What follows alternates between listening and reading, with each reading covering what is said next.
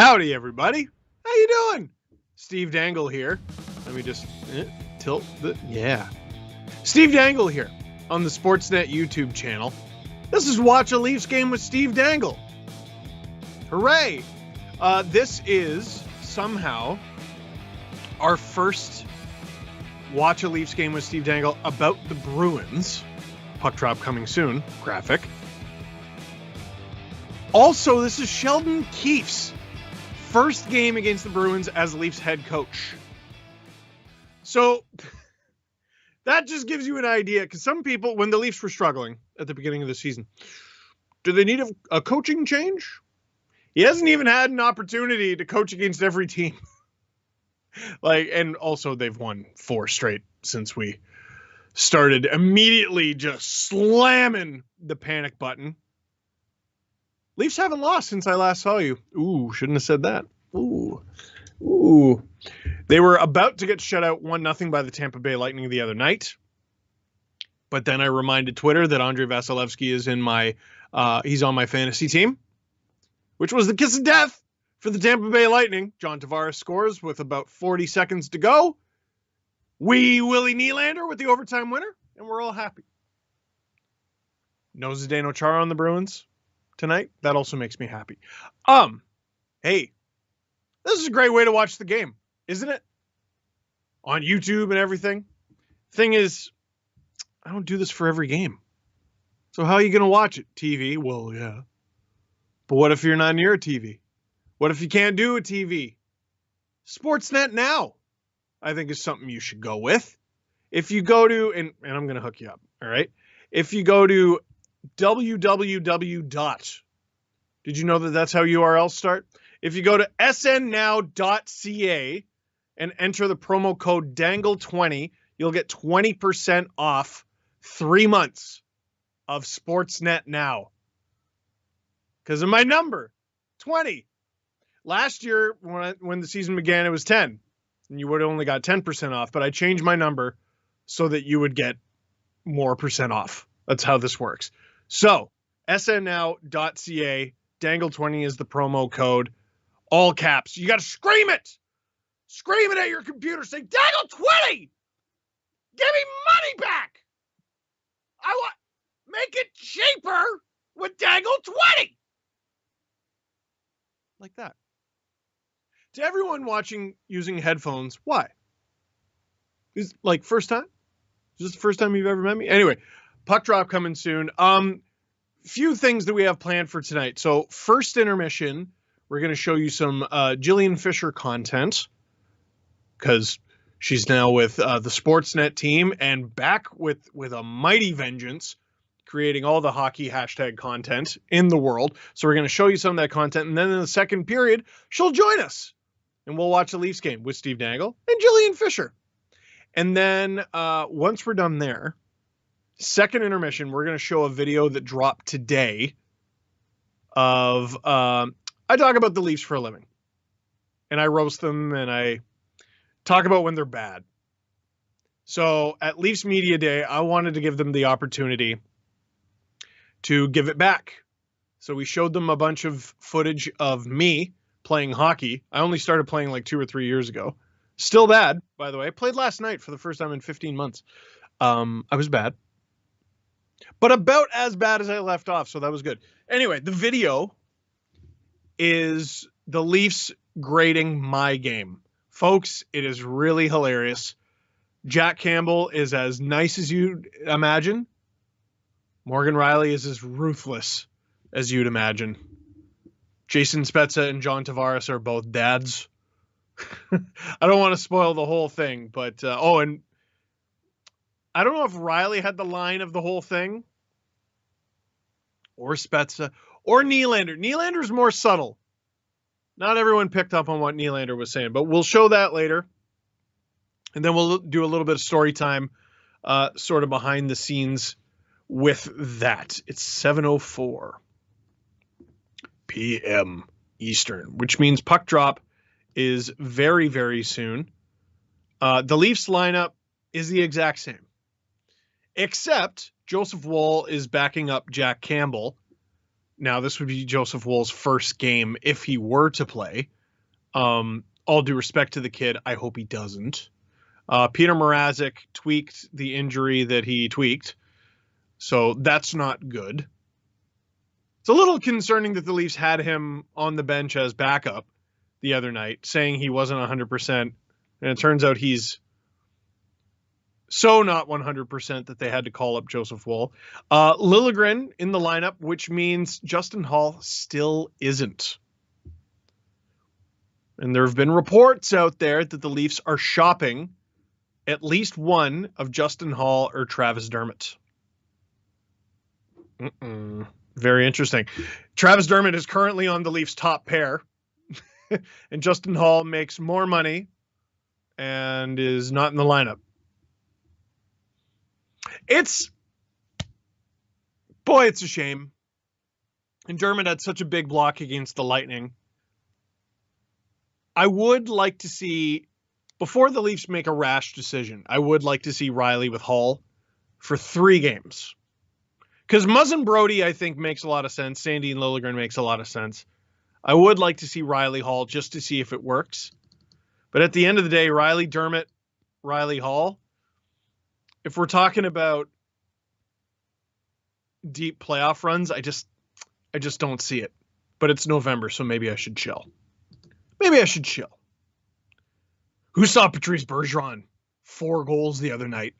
By the way, I know that name is a swear word in Leafs Nation, but he is in the lineup, or he is on the Bruins, I should say. And forget his 4 goals. Connor McDavid. That goal should be a criminal offense that he scored last night against the New York Rangers.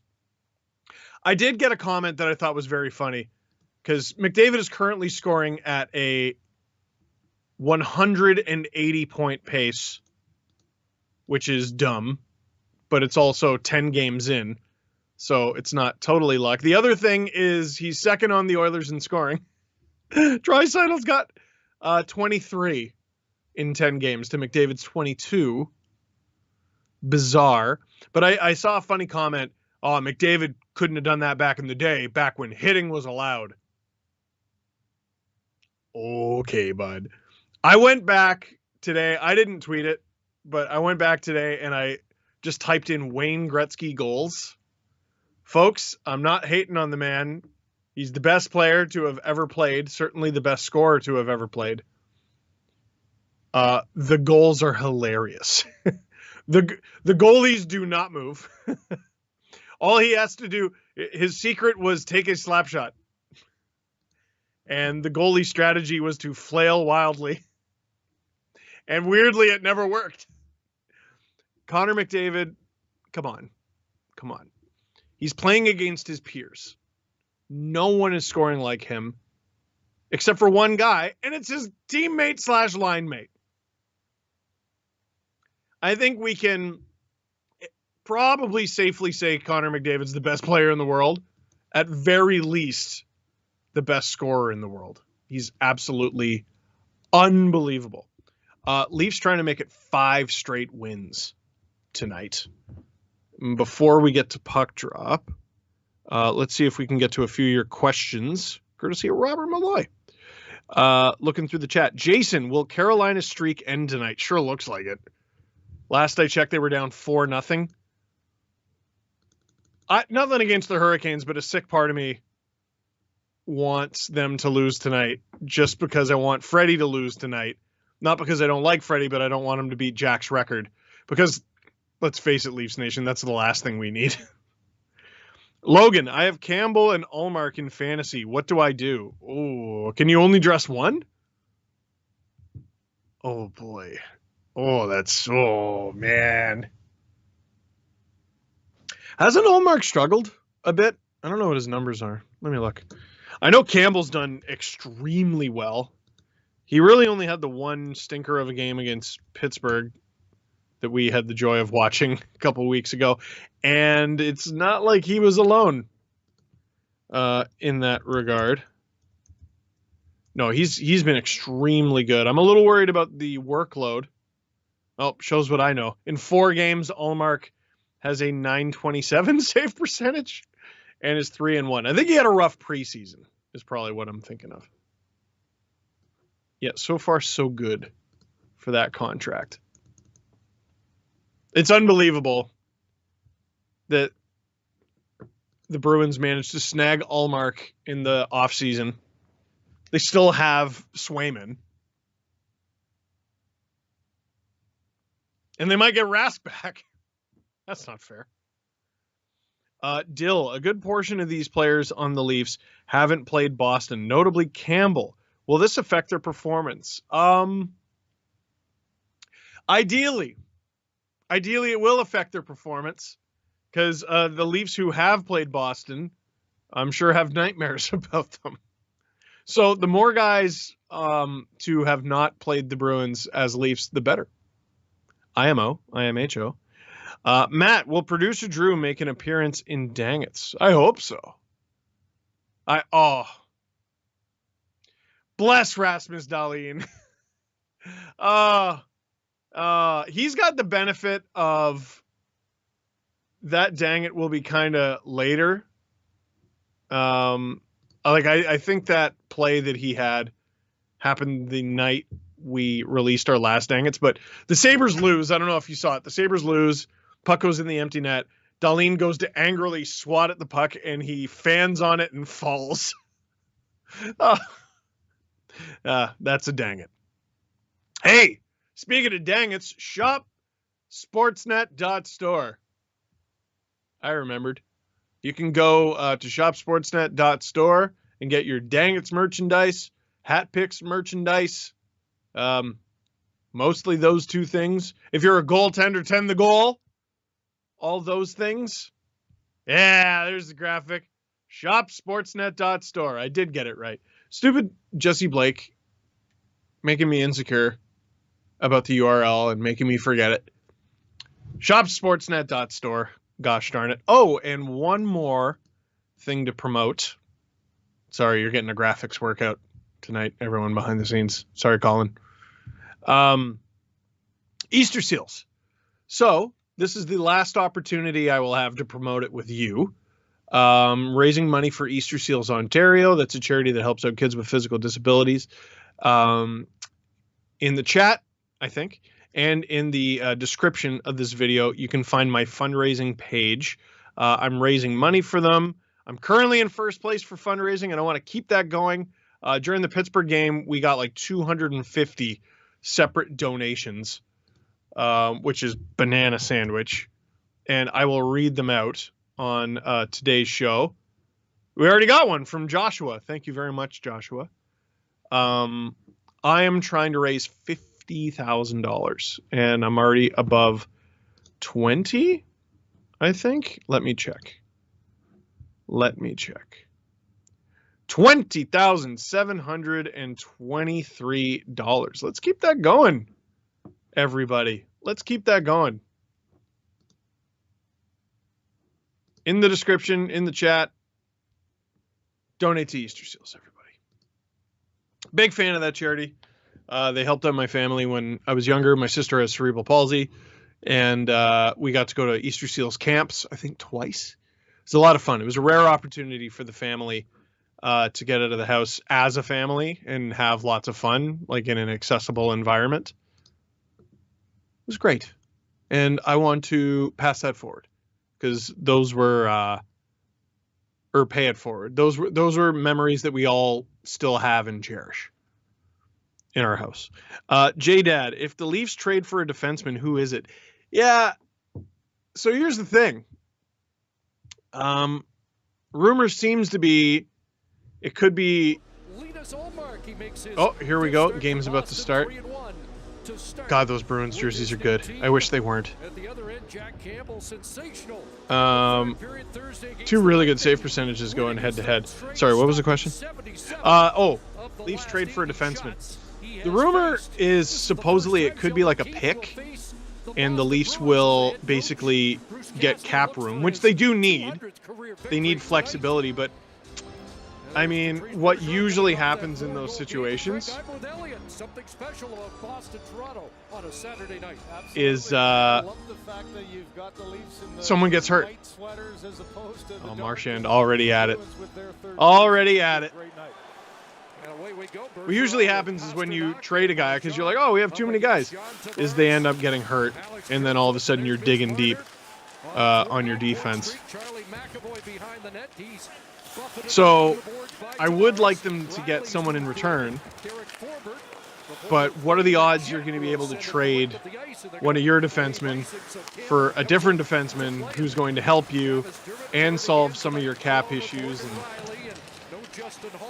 it's just difficult to know.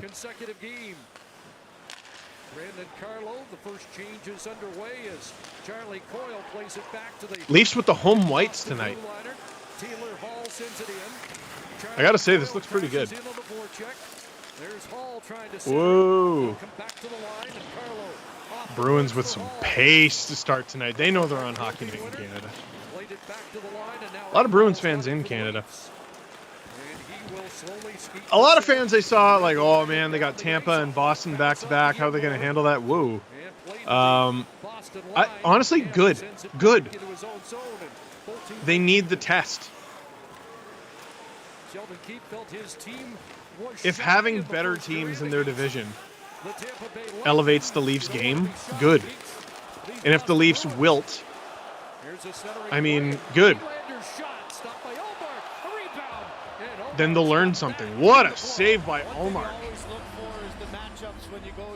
Michael Bunting's got such a nose for the net. I love this kid, man.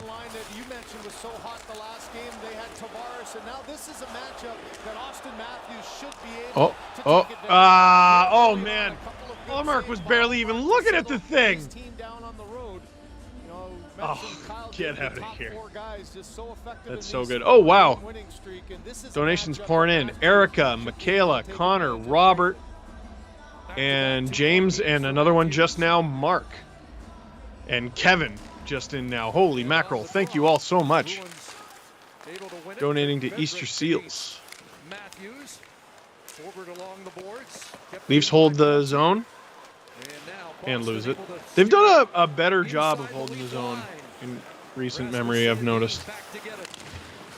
Or at least over this 4-game win streak here.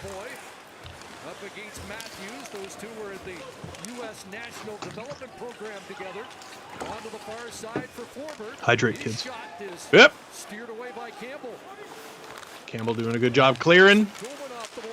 Ah! And that was muffled by Sandin. Up for Matthews and the crash line of the Bruins. Bruins are playing with pace and physicality. Leafs have had a scoring chance or two, but if they don't pick up the pace themselves, it's going to be a long night. Whose stick is that?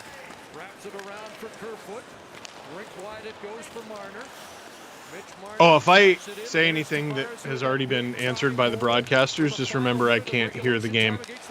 Whoa! Oh, what a pass! Oh! Did he stop that? No! No way! Oh my God! Did he stop that or was it blocked? Boston zone as Dermott sends it across. The Leafs come close. Rick wide for Riley. And that was I actually can't believe. Does he not have a stick? I don't think he does. Still doesn't have his stick back. He just came. If you let the Bruins score here, I'll never forgive you. Oh my God, I'm never going to forgive you. Big stop by Campbell, thank God. Campbell shoulder played back to the line for Carlo. And that shot. Leafs don't do well in these situations. All right, there you go. Someone get rid of that stick. Whoa! Who was that going after Riley? Puck knocked back out to center as both teams change. Muzzin, red line. I'm sorry. You didn't like having the Bruins in your division? That's rules. I mean, I kind of hate the part where they beat the Leafs all the time, but like, holy cow, what a game. Less than 4 minutes in. This is awesome.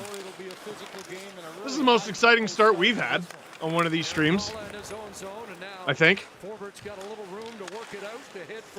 Whoop! And off his stick down to Campbell, a quick clear, and up it goes to the former Bruin Nick Ritchie. And He gets bounced along the boards. Nick Ritchie, by former McAvoy. Bruins legend. Taylor Hall will wind it up. Here's Hall. Leafs with two guys who I'm pretty sure the Bruins didn't even qualify in the offseason. Kasha, I don't remember if they let walk or if they just didn't qualify him. Ritchie, they did not qualify. Here comes Sandin up in the rush. Oh. Not sure Omar tracked that all the way, but Giddy up there, bud. Stayed high enough, got his shoulder on that one, wasn't able to get the glove there. Good patience there by Liljegren. Thanks for the donations, AJ and Ron. Roan. Swung it to the right side, but the Leafs were starting a change. Matthews over the boards, breaks up the Oh, what a play. Boston and brings it back in. Got stood up there by Riley, and Riley's This rules. I keep wanting to look down and get to your questions, but these guys won't let us. When was the last whistle? Oh, the Bruins got numbers. Good play. Who was that? Dermott? You can tell by the way he skates. What a play. Good footwork there. Bunting drawing the penalty. I didn't see what happened to him there. Michael, thanks for the donation. That's Grizzlick, right? 75? Oh my God, he did.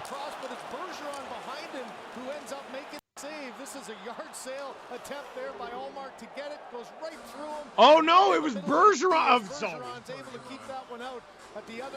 What would happen if they reviewed that and ruled it was in? Would they have to go back like 5 minutes?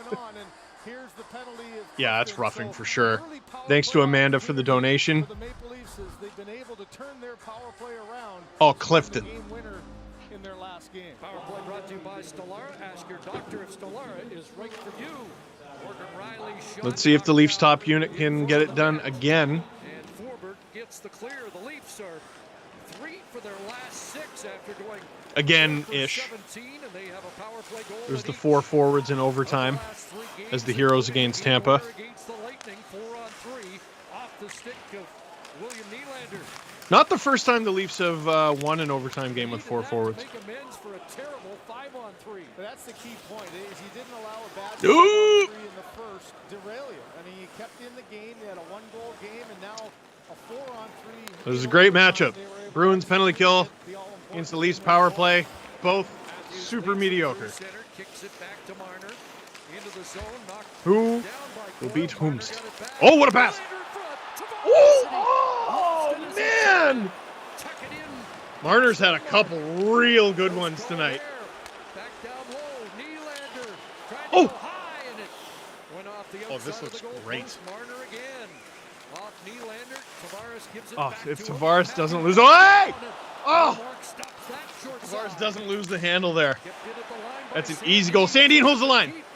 Ah, gets picked off. Look out.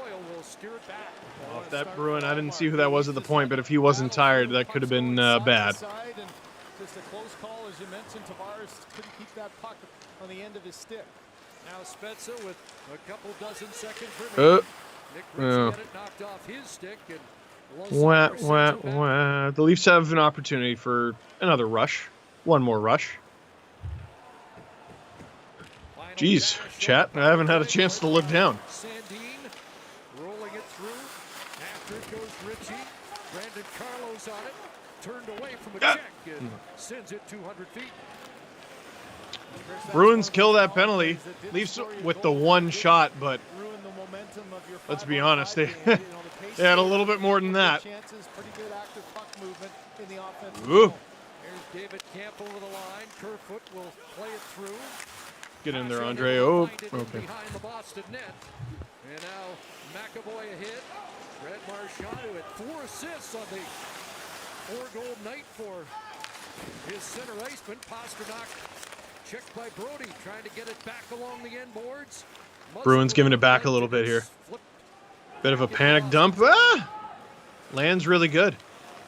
Thank you to Jesse for the donation to Easter Seals. He's got 12 points after that 4-point game. Here comes Charlie Coyle firing it right on. And Stopped by Campbell. Well, no shortage of action here. It's been a frenetic start in front of the Boston net. Here's another play. Here's another look at that. Nylander to Tavares. Down low, off the the sidebar. I really like that shot choice from Nylander. Man. All right, we head to commercial break. Pretty sure it's already the second period. Like, holy crap. That was wild. Thank you to Abigail and Katie for the donations. Holy. All right, let's get to your questions because I haven't had an opportunity to look down. Jesse, how much will Campbell make on his next contract? Wow.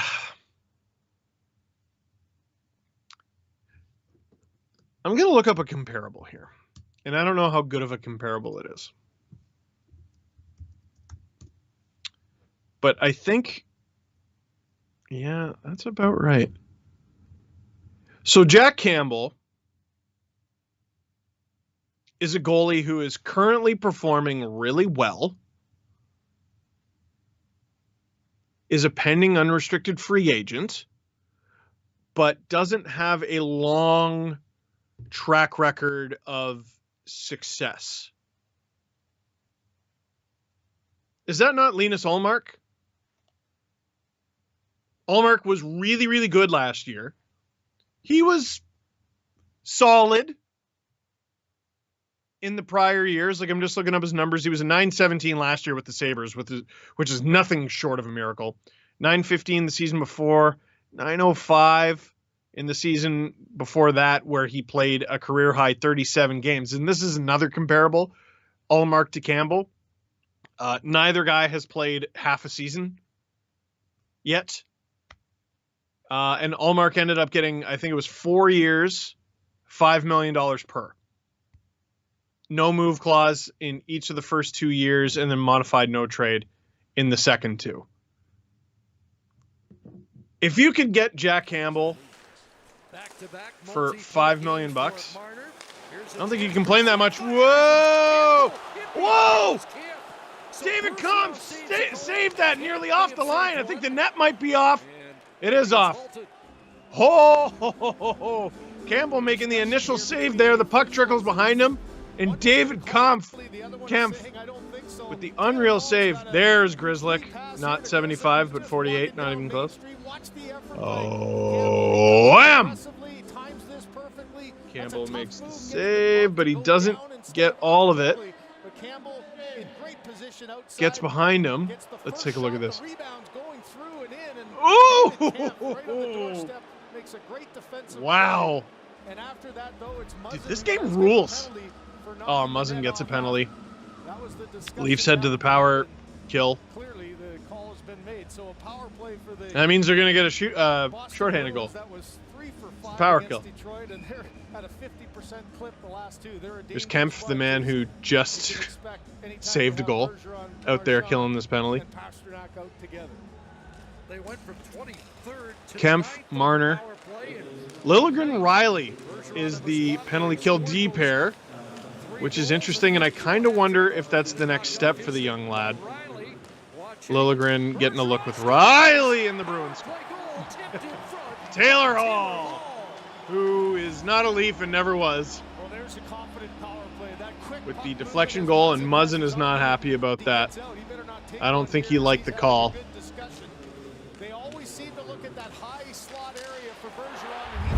Yeah.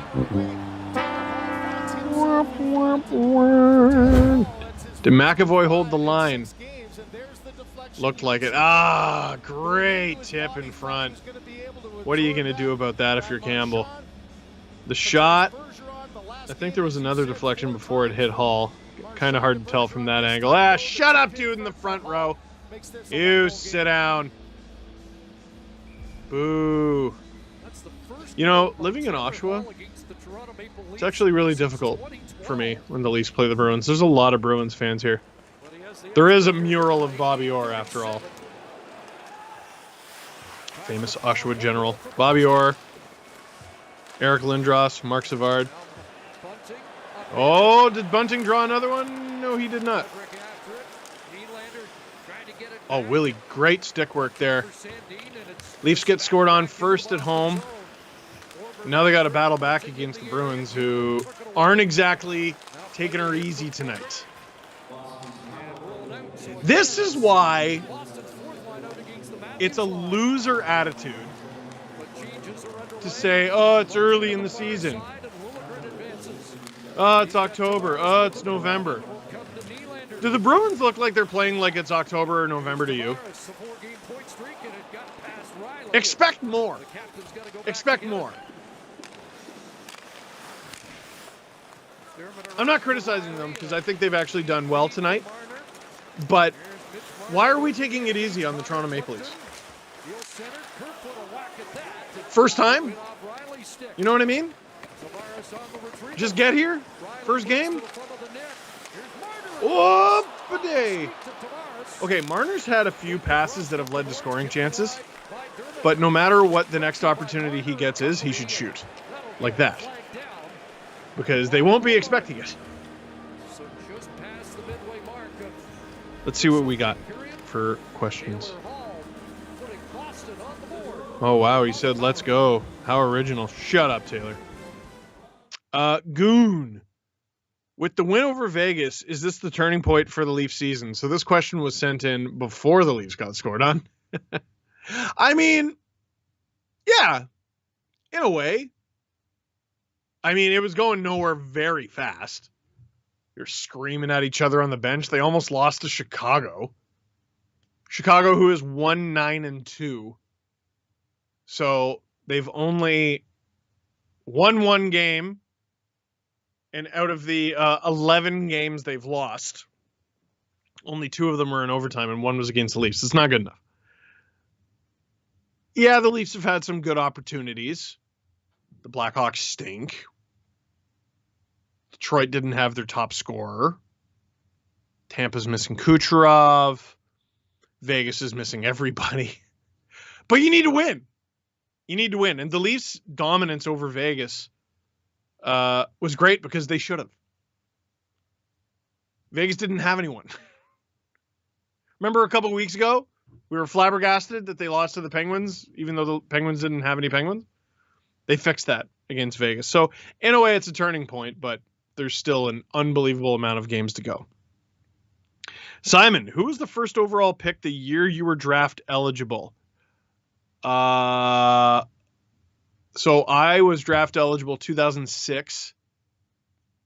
The Leafs picked Yuri Talusti instead of me. I'll never forgive them. But the first overall pick, I believe, was Eric Johnson. And I don't remember who else went. Why are we taking a look at this? Everything okay? Is this the Bruins creating chaos? Yeah, so much. Oh, I think they're showing the Muzzin penalty, but I missed it. Again, I can't hear the broadcast. He didn't like it. I'll get a look at it before the LFR video tonight. Boom! Whoa! Oh, who was that Muzzin crush? That wasn't bad. Watch out there, Rich. That's a smart play.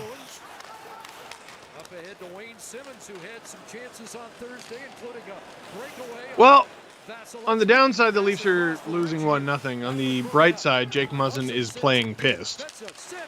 Oh, Richie! I want the Richie revenge game. Come on. Come on. Richie gets a scoring chance against his old team. Good fourth line shift, and now out comes the Matthews. God, I really don't want to look down at my phone at all during this game. I want to answer your questions, but holy smokes, this is great pace. Woo! Bunting, huge hit on Grizzly. This game's got pace. I love it. I'm sorry, the Leafs being back in this division is the best thing for them. Whether they sink or swim. Last year, through all the victories, there were still question marks about the team because of the division they played in. By the end of the season, a lot will be answered. There should be no mystery. Shots are 6-4 Boston. And a 1-0 lead on Taylor Hall's third of the year. He had 8. Now they got to play the Bruins, I think, 5 more times, so who knows? Maybe I'll change my mind.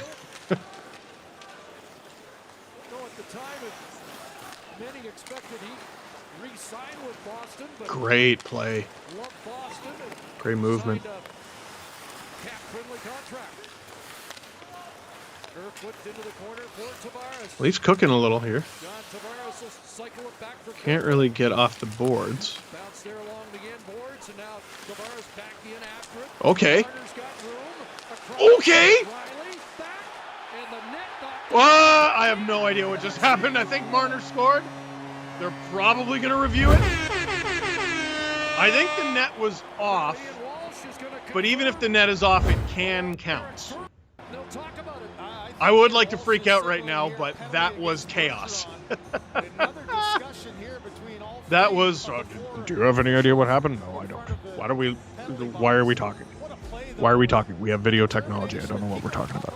Okay, Tavares to Marner. This is where everything starts to go great.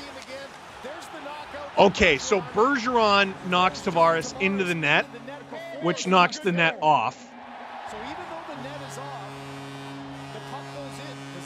And that would have gone in by the looks of it. They might review it just to make sure. Did the shot happen before the net was knocked off? That lady was on it. Behind the net, she was on it. See, Marner doesn't shoot until the net is off, though. I'm not sure it went over the line, though. Watch where Bergeron's skate is as he comes here. Is it above the line when the puck... And that 100% would have gone in. You don't get a good view on 100%. that one, but the replay before, it was pretty darn close. And the ref was there. He saw that the net was already off. And Mitch Marner going back and forth with each other. There's Marner... I don't know if they're going through the rule on the broadcast. I can't hear it. All kinds of traffic in front, and let's look where that puck goes. Even if the goal doesn't count, it should be... The Leafs should get something. This might take a little while. Like a coupon or something. Like Denny's or something. Or Well, Chris, at the other end, Who's it's been one of our Walsh on sponsors? both We these should get a calls. coupon for one of our It wasn't sponsors. to give Who are the they? Bruins a power play, which got Who their we first got? goal. You saw the interaction with Sheldon Keefe with Walsh there. Remember everyone made such a big deal out of the It's not TikTok often you logo? see a goal count when the net has I been never off the notice it earlier, anymore. but it was a I just direct noticed it for the result first time in several against games. Bergeron. I mean, that's going See in. if that puck went over the line. That lady's on it. See the lady? See the lady right above JT's head? She's on it. So I guess they're... I mean, Marner does not shoot until the net's already off. Like, shouldn't this be a penalty shot or something? That's all Bergeron's fault.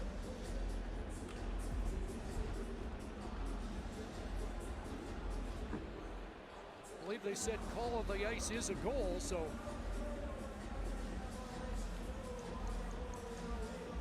I got a couple questions. looking at it with different views of what has transpired. Well, you think of the history of these two teams. Just got a couple questions. Did that even cross the goal line? That's actually a pretty good question. It meant a lot because the intensity has been sky high. Can we get another look at this one? I mean, it does there. You lose sight of the puck there from the pad of Allmark. I mean, the ref, clear as day, knows the net's John off. Tavares kicks the puck back out. But I guess that's what review is for. When they come down with the ruling, can someone get in my ear? There's the I mean, that's across the line. Boy, Is that what they're looking for? Bruin fan, you're saying that's a biter. If you're a Leaf fan, you're saying that's a good goal. that's about as close as you can get. Bruce And Cassidy so has many no of idea. those views, there's somebody obstructing the view. And They have got to give the these best one, coaches the clear net masks. cam from inside. Because they don't wear them. Both They don't officials wear are them. getting on the headset now to talk this one They're through. chin diapers, all of them. Situation. Look at Keith. Well, we're over 4 minutes on the review. Some of the players coming out to Okay, skate pet around, peeve. and we're still waiting to find out. Can we if the get them team's a tied. bigger screen? We can't get them a television. You know how cheap a TV is? You talked before These about days? Mitch Marner, Kyle did, and Kyle Dubas saying when he's at his best. I mean, the puck just follows him around when he's playing at his best. Hey, can you make a multi-million-dollar decision on this Tamagotchi screen right here, please? You know, to get a bit of a break And don't here. forget Keep to it feed him and on. clean up the poop. Guys all want want the puck again. They got Leave a comment if you ever had a Tamagotchi. It's a pretty spectacular puck movement by. All right, well, while they're waiting on this, questions. Nav, what moves do the Leafs need to make? I think they need to get a guy for Riley. On a deep run, I don't see it being Hall. I don't see it being Dermott. They're both fine. Oh, here we go. Most importantly, is it a goal or not? If they're reviewing if it crossed the line, I mean, that looks like it's across the line to me. Here we go. The good goal. Hey. No, I don't know the exact rule, but it should be. The thing was going in, and Bergeron knocked Tavares into the net. Credit Tavares getting that inside position and really was the one that forced Bergeron to knock the net off because he was right. What do you want? On the doorstep, ready to get a piece of that. I mean, here's something you're not going to hear me say very often, or anybody say very often. That's Patrice Bergeron's fault. It is. All right, Leafs tie it. It's a shame that that review took so long because what a torrid pace to this game to start less than 13 minutes in. And it doesn't look like they've lost a step. If anything, that little break has allowed everyone to catch their breath. See what I mean? I'm getting a tweet. Am I the only one who's just now realizing that the helmet sponsor for Toronto is TikTok? Exactly! Everyone made such a stink. No one cares. Wow, 4,000 viewers in here. Let's go, baby. Oh, are they going to say this is... Whose goal is that?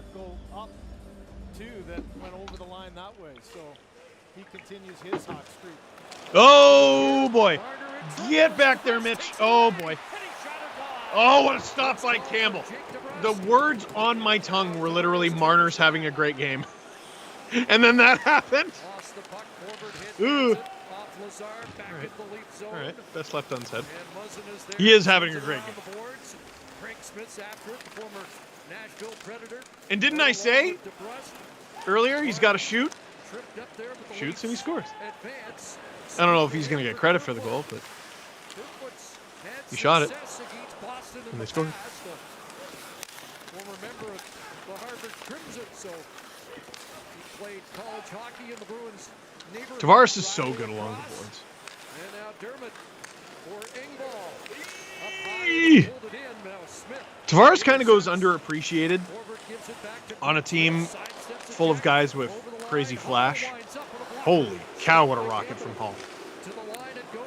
He just does a lot of really subtle, hard-working things. And he doesn't really have the flash or dazzle of Matthews or Marner. I always say he's not the greatest for entertainment value, but he's great if you want to learn hockey.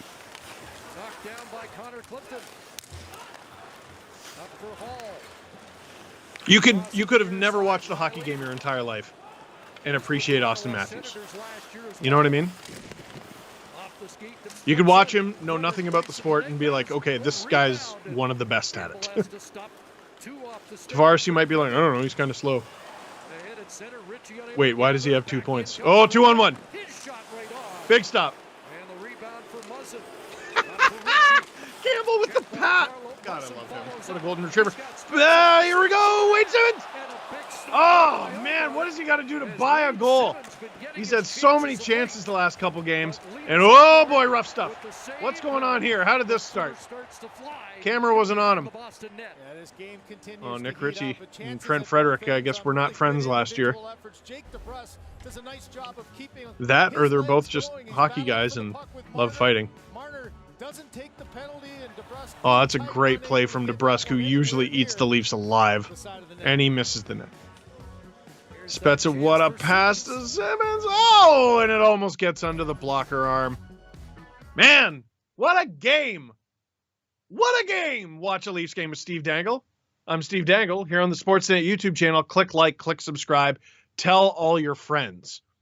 Don't forget, You have an opportunity, snnow.ca, to get 20% off for 3 months. Use the promo code, all caps, Dangle20. Getting back to your questions. And click like, click subscribe, tell all your friends. Literally tell all your friends. I have a link for the game. Uh-oh. Are there going to be a bunch of pop-ups and stupid stuff? No, because it's not illegal. Why do you feel so funny right now? Guilty conscience? Send your friends this very legal stream. Very fun. And they will have a great time. Or not. But keep in mind, it's free. So, Tom, did you get any good Tim Hortons cards? You know what? I haven't. But now that you mention it, do I have to go get some tomorrow? I think I might have to go get some tomorrow. I saw someone on, it counts as Tavares' goal, says Rob Malloy. Thank you very much, Rob. What was I about to say? I don't have any cards yet, but I might have to fix that tomorrow morning. Dan, when Mikheyev comes back, who goes? So this is a great question because Mikheyev wants a bigger role on the team. But Kerfoot, who fits really well with Tavares and Marner, and with Tavares in general, because last year the Kerfoot, Tavares, Nylander line did okay.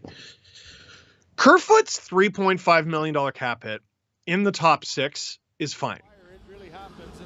On the third line, on the wing, boy, that's a really poor use of cap space, man.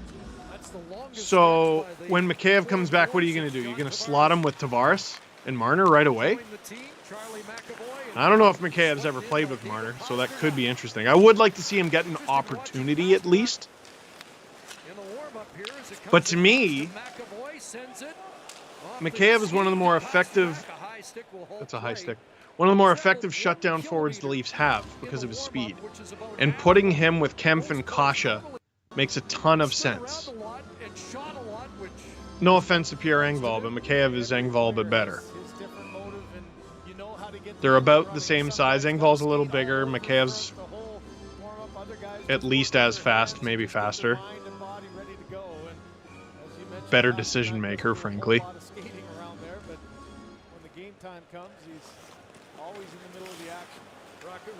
And I don't mind Engvall, but Engvall as the extra forward is tough. Richie as the extra forward is even tougher. Put it this way. Bless Mikheyev and his goals and aspirations, but I don't think he belongs in the top 6. So I think the only thing that changes is Mikheyev basically slots in for Engvall. That's all I would change if I was Sheldon Keefe. And it sounds like he'll be back sooner rather than later, which means the Leafs may make a trade sooner rather than later, getting rid of one of Dermott or Hall. Michael, what do you think of the at-home whites? Why are they wearing them? Well, I think they're wearing them because the Bruins jerseys are sick. They're trying to market them. A lot of people are watching this game. It's Saturday night. It's hockey night in Canada. There's a lot of Bruins fans in Canada. They do really well here. In some ways, and Americans won't like this, but in some ways, they're the 8th Canadian team when it comes to ratings and everything. And just popularity. Again, I live in Oshawa, and they've always been extremely popular here. And also, it just looks really good. Oh! Oh! Willie's tried to drag and bury on the short side twice. Oh! William Nylander found himself in all alone. He tried to get not a penalty, is it? He wasn't expecting this one to pop out the way it did. All of a sudden, he had a free lane to the net, and you could see. Here, watch. He tries to drag. Here, he just completely loses it. Oh, and he gets stuck on his own skates. Oh no! I was wondering what happened there. He's laughing. He's always been able to laugh at himself, at very least. Bless you, Willie. That's funny. Offside.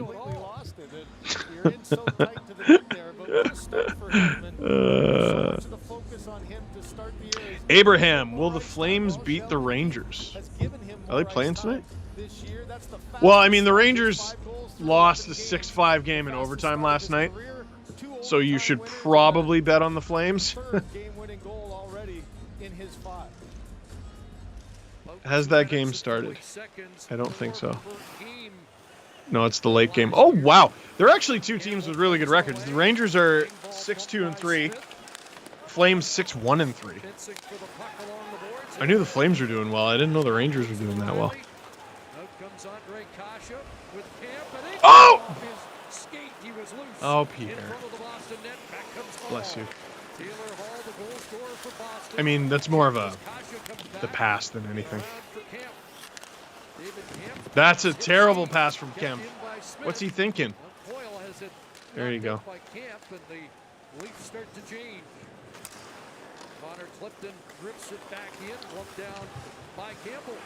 3 minutes to go here. Richard, will the Leafs add a jersey sponsor? Yeah, that sure seems to be the way that it's heading. And I know a lot of Spezza. I know a lot of people are very protective about that. Muzzin stapling a guy again. I think if it's like a small logo on the chest, like one of the sides of the chest, like the opposite side of where an A or a C would be, Simmons is going to get one soon, man. I think that's okay. And people are going to freak out about it, but I think it's fine. What I don't exactly want is what they have in soccer, which is... Like, I'm not going to lie, this is how dumb I am. Back in high school, I thought the nickname for Manchester United was Vodafone. Because the front of the jersey is just a giant Vodafone advertisement. I think it's Chevrolet now. Or whichever team that is. One of the red ones. What happened to Pasternak? Just decided gravity's difficult. Great job by Liljegren there. That's the sort of... Whoa, Kerfoot! Oh, what a gronk! Keep going! Get in there! Ah. One game later, you're on a 40-goal pace. It's amazing, isn't it? How quickly... That play from Liljegren there is exactly the sort of thing I'm looking for out of that young man. Here comes Willie. Willie's sniffing tonight, too. This is a great game. Great pace, eh? Even with the long review, it feels like this period's flown by. How many whistles has there been? 5? Maybe? 2 of them were goals? Oh!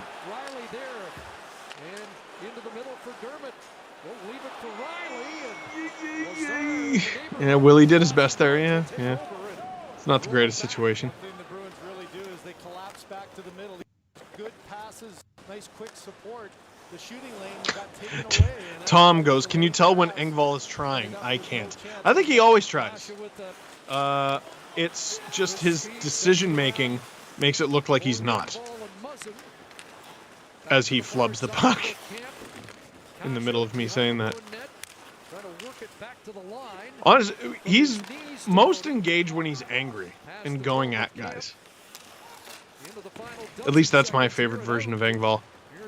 One last rush here for the Bruins. They dump it in. Campbell, get rid of that. If you're a goaltender, tend the goal. 3 seconds to go. Ooh, he has to make a save. That might have been going wide anyway, but he makes the stop nonetheless. As the Leafs and Bruins play a barn burner of a first period. That was awesome. Oh, that was going in. Campbell makes a big save there. Leafs and Bruins play a barn burner of a first period. That was awesome. Bruins score first. Leafs even it up. Whew. What a period. Hockey Night in Canada. Watch a Leafs game with Steve Dangle. We head to intermission with a 1-1 game. I'll answer a couple more of your questions, then we'll get to some Jillian Fisher content. And then she will join us for the second period of this game. S says, oh yeah, and also donate to Easter Seals. I'll be reading those off. S says, if you could add one current player to the Leafs without worry of the cap, who would it be? Well, Connor McDavid? You know? Like, yeah, I know they need defense and stuff, but like, Connor McDavid. Okay, if I had to add a defenseman, Victor Hedman. Even though kind of sort of cost Tampa the game last game. I'm going to go with the Conn Smythe guy, who's very good. Austin, does Woll have a chance to play in the big leagues this year? I mean, every goalie in the minors does, not necessarily for the right reasons. Joseph Woll, I expected really high things, really big things out of him, and the beginning to his professional career has been anything but smooth. His numbers haven't been good. Also, the Marlies in front of him have been awful. And worth noting, it's really hard to develop mid-pandemic, and I think a lot of prospects are affected by that. He was an 880 in his first year with the Marlies. That team was dreadful, though. Last year, he was an 892 in 15 games, and this year in 3 AHL games, he's an 895. There's still something there. He was really good in NCAA. The problem, what would have been amazing for Joseph Woll last year is to play in the East Coast League as the Newfoundland Growler starter. And here's the problem. The Leafs CCHL team didn't play any games. So I don't know what you're supposed to do about that if you're Joseph Woll. Zaid, who's your favorite team to see the Leafs play against? Ooh. Oh, what a great question. I can't really say the Bruins, can I? Oh, man. Leafs and Red Wings have been undercover really fun. I'm going to say Habs, because there's always a certain buzz to, like, honestly, the country when the Leafs and Habs play. It's just one of those legendary rivalries. Kieran, is Hall in the press box? Will he be traded? Yeah, he's in the press box. Will he be traded? Honestly, if Chris Johnston is to be believed, that could happen sooner rather than later. I know the Leafs are on a winning streak right now, but I think a big reason why Hall is not in the lineup isn't just because they think it's the best mix of guys. I think it's because they're trying to avoid injury here for a trade. So we're going to go to break right now. And when we come back, we will have Jillian Fisher with us. But first, some Jillian Fisher content here on Watch a Leafs Game with Steve Dangle. I'm Steve Dangle. Click like, click subscribe. Tell all your friends. Enjoy the intermission content. We will be right back afterward.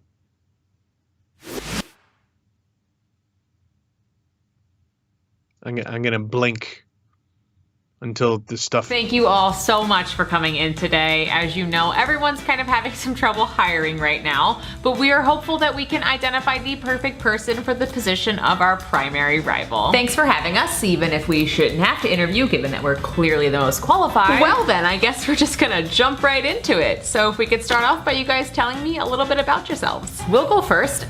We are an exciting team with a lot of firepower. We have a lot of experience in intense rivalries, and we think this season we could be a real contender. Yeah. Okay. Calgary, did you have something to add? Oh, nothing, just that you stole our captain and we already hate you. So see, we're your perfect rival. If I may, I'd like to jump in here since we're talking about perfect rivals. So we are less than 3 hours away, and we made a lot of big moves this offseason, priming us to be in a great competitive position. Vegas, did you have anything you wanted to say? Could we insert ourselves Whoa, here? what are you guys doing here? I don't know. The Red Wings left me all by myself to go to the Eastern Conference, and everyone else is pretty preoccupied. Oh, no, you don't. This is my moment. Yeah, sorry, Colorado. Right now, we're just looking within our division. I do apologize, but, we wish you guys the best, and I'm sure you'll figure it out. So now moving back to Vegas. We're the best expansion team this league has ever had, and we have no interest in losing that title. So if you're looking for a truly competitive rivalry, we're the one for you. All very good points, and I love the intensity we have here, which leads to my next question, and that is, why do you want to leave your current rivalry? Have you seen this division? Nobody even comes close to us. I mean, we've had some experience with teams like the Sharks, but we really need somebody who's willing to work with us. For us, it just feels like it's going to get a little bit stale. Just feels like there's not as much competition going forward. He's played 8 playoff games in the last 4 years, and you're calling us stale? The results might not be there yet, but we are definitely outgrowing you. I think these bickering idiots should tell you everything you need to know. I'm clearly a cut above them. I'm suave, professional, daring. Please, just stop trying to deflect from the fact that you're the third wheel of that rivalry. I can't help it that Edmonton and Calgary are so far away from me. All right, so before we get off track, let's go to the next question. And that is, tell me about a time where you faced adversity. I'd like to go first here. So it was a game 7 and it looked like we had the series in hand. And then all of a sudden, boom, a nonsense 5-minute major. And it wasn't a major. Well, maybe you guys shouldn't have given up 4 goals in 5 minutes. Of course Edmonton needs to chime in and take away the attention from the fact that they've wasted McDavid's career. Please save me from these two. Okay, Calgary and Edmonton, you two are clearly made for each other. And I don't think you have any more room for more rivalries. So I'm just gonna ask you guys to leave. Do you see what you've done? Me? You're the one who's been attacking me because you have nothing else to look forward to this season. Wow, I don't know how you all have put up with that for so long. It's usually pretty easy to ignore Alberta most of the time. All right, so I have one last question for you both. We are looking for somebody who can elevate us, somebody that can take us to a higher level. And we want to know, do you consider yourself successful? Again, no other expansion team has done it like we did. So being in a rivalry with us could teach you a thing or two. Please, you've existed for 5 years and have been to 1 cup final. True success is navigating this league and all of its changes for decades. Yeah, that's actually a great point. You've been in this league for 50 years and still haven't won a cup? That's just impressive. All I'm hearing is that you haven't won a cup either, so it seems like we're on a pretty level playing field here. Okay, so not what I was expecting there, but thank you both so much. You brought up some great points, have given us a lot to think about, and we really appreciate you taking the time, and regardless of the outcome today, we look forward to seeing you this season. It's so hard. Can we skip to the good part? So as a lifelong Kraken fan, I don't know how to behave if we're not the underdog that nobody respects. Gonna play 82 games just to see if we can win 4. James Neal. How does rock bottom keep getting lower? I'm just really excited to not hate myself while watching this team. Great, just what we needed. More relocation joke ammunition. Don't mind me having a prayer circle for Darcy Kemper's health. Dalla Dalla Bill Kirill, our Soviet savior. Just once. One time, I want to go into a season and not have to worry about goaltending. Oh, thank you. We finally addressed our defense. This is what a proper rebuild looks like. Oh, thank God Obi's okay. See, Russian machine never breaks. If this team stays healthy, we can hang with anyone in the league. If this team stays healthy, we can hang with anyone in the league. Can I just give Rana my shoulder? And $20 for you? Yeah, so they only played 4 preseason games and not 6. Hey,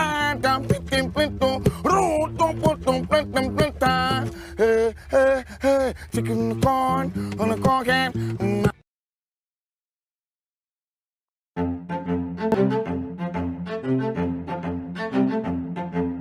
Hello, hello. I'm not where I'm supposed to be.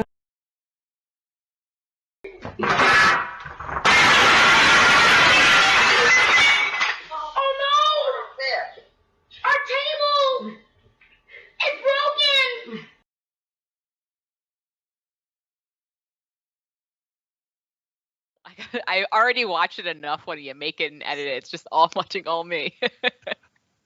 Welcome back to Watch the Leafs game with Steve Dangle. I'm Steve Dangle, but it's not just Watch the Leafs game with me. It's Watch the Leafs game with me and Jillian Fisher. Hey! Hey, it's Steve. Hey. How you doing? Good. I'm good. How are you doing? Having fun so far? I am. So we were just talking about something that we have a mutual hatred of. So you don't like watching yourself. Oh God, I hate it so much. I hate seeing, editing, hearing my voice. You just get sick of hearing your own voice, you know? Yeah. I edited my own LFR videos, the Leafs videos, for 14 years. And it's just, I know what I look like. It's enough. So much, every little detail. I mean, you've earned 14 years. You've earned to not have to do it. You have. You absolutely have. But it's just like, you know, every little intricacy on your face, mainly the face, you know, you don't, because it's the face up, but you just get so sick of it. You're like, God, why am I so awkward when I say that? And like, people don't realize when you're doing these videos, sometimes you say the same line a couple of times to try to get it right. And you're like, oh God, sometimes it's just so awkward watching yourself back. Well, and like the amount of, like whenever I meet people, they're like, "Oh, you're like way more calm." I'm like, "Yeah." Can you imagine if I walked around like that, like screaming and I would love to see it. Just do Steve Dangle in real life. Like that's a video you should do. Just like Steve at the grocery store, acting like you do in your videos. Just Red Bull in the veins, talking like a South Park character. Oh like my God! Super fast forward. No, I just couldn't do it. I just couldn't do it. I love the idea though that people are like, yeah, he definitely is like that 100% of the time. Like you would have had a heart attack by now if you were. Oh, 100%. 100%. I mean, I've watched God knows how many Game 7s over the past few years. I'm surprised I haven't.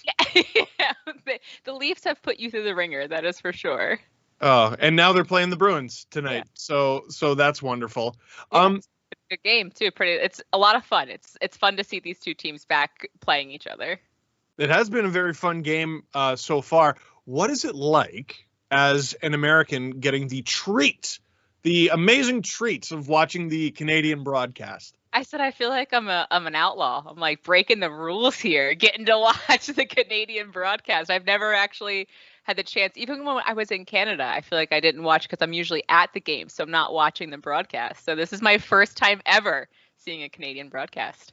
Right. That's interesting. That's a weird experience. You know what I did? Well, you're not going to like this story, but last year, for the first time ever, I watched the gold medal game from 2010 because I was there. Oh, how cool is it that you were there though? Like for you and your fandom, like I hate it, but I can appreciate it. That's a cool thing to see actually, finally. I sat next to, I think it was like Ken Holland's. We were up in the nosebleeds, and I was sitting next to like a family member of Ken Holland's. But on the left side of me was an American couple, and you know we went ballistic when obviously. Canada won, and then, but honestly, they just stood up and shook my hand, and that's good. I'm happy. That makes me proud. Super nice, and they just had this look on their face. Like, that's about right. Yeah. Like, you know what? We're sad we lost, but what a great story. Yeah. It honestly, like, looking back, I remember being so angry at that moment too, because it's, you know, I'm a big Flyers fan, so I'm used to losing too. Like, you know, our fandoms are pretty used to losing, especially in our lifetimes. So like I'm kind of used to it, but it would just be nice, like if I got that moment, you know, like, or if I could have those. Like the women's USA Canada was a lot of fun though, so I did appreciate that. Absolutely. I mean, God, which one? Yeah, the most recent the Olympic gold medal. So it's a lot of fun. I like that rivalry. I think we had said something about possibly doing this for some Olympics that are coming up, which is super exciting because we have the NHL players going this time. So that'll be awesome. I honestly can't wait, and I would love to do that. Yes, love. Yes. love. I will probably not be drinking a Gatorade at that point. That will be a much more stressful game, but. Yeah, I went full calf tonight. Oh, did you? Yeah, but that's wired later. Yeah, that's a November move. Like I'm not No, that's not happening during the Olympics. No way. I can't with the caffeine this late at night. I'm an old lady anymore. If I drink caffeine right now, I'll be up till the morning. That was my worry, but I got this stream, and then I'm gonna make a video after, and then I'll probably just collapse. Yeah. So, it's okay. It's not like I gotta get up in the morning with a. You don't have a kid or anything. Yeah, no. Real quick, I have to mention your Halloween costume. The cutest freaking thing ever. The most wholesome costume. Like, we're probably not going to have kids, and that was the closest I've ever been to like, oh my god, I want a kid. Like, it was so wholesome and pure. It made me so happy. Yeah, little Leo went as Blue from Blue's Clues, and I was Steve from Blue's Clues. All I had to do was have my name and wear a green striped shirt. So wholesome, so pure. I loved it. He's so cute too. He had another. Thank you very much. Yeah, I mean, he looks like my wife, so I mean, good for him. But he, the other costume he had was he was the Purple Wiggle. He was Lockie. Oh my god!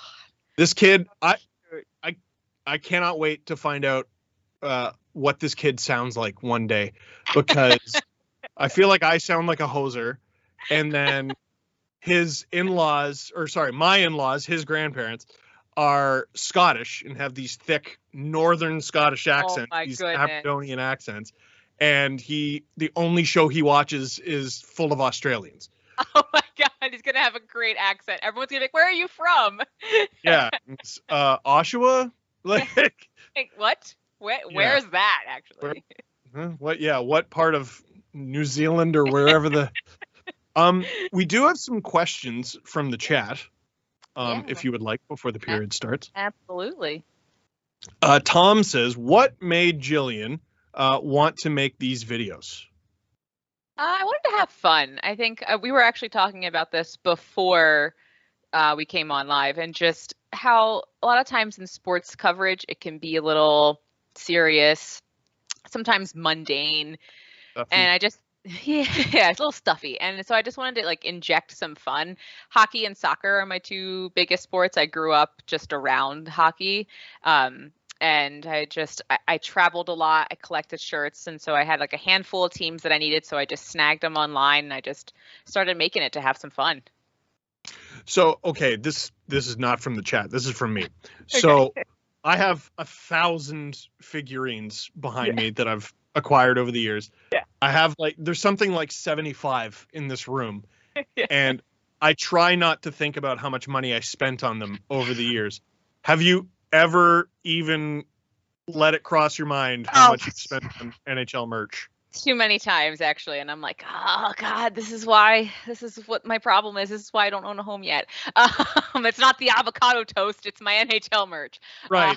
Too many times I've thought about it, but I've never fully attempted to calculate it, because I will hate myself for doing that. Actually, I won't. I love it. I love it so much. So never apologize for something that you love. Yeah. Second period underway here. Watch the Leafs game with Steve Dangle. I'm Steve Dangle. Here with Jillian Fisher. Click like, click subscribe, tell all your friends. We got a 1-1 game here. We are going to try to. Goal, by the way, in the first, the one that took like an hour to review. Yeah, that ended up being JT apparently. Yes, he did get the. Yeah, I didn't get to hear the broadcast. Like I don't know if you can, but the whole time I'm trying to guess what the rule is because the net got knocked off before the shot was taken. So I'm like, I'm in like outside of Boston right now. That's kind of where we're based for the next couple of months, and I am watching like the Boston broadcast, which people have strong opinions, like the Nesson broadcast. So it's very biased. They're pretty biased. So it was funny. Let me guess. There's no way that goal should have counted. They had strong feelings, very, very strong feelings about how that was not a goal. It's funny, even Leafs fans, like when I was reading just some of the Twitter replies, were like, I'm not going to complain. I'm a little confused, but I'm not going to complain. So. John Tavares goes to the box. Leafs head to the power play. On the Nesson broadcast, it's the Leafs versus the Bruins. The Broons. Bruins! I'll miss Boston accents when I leave here.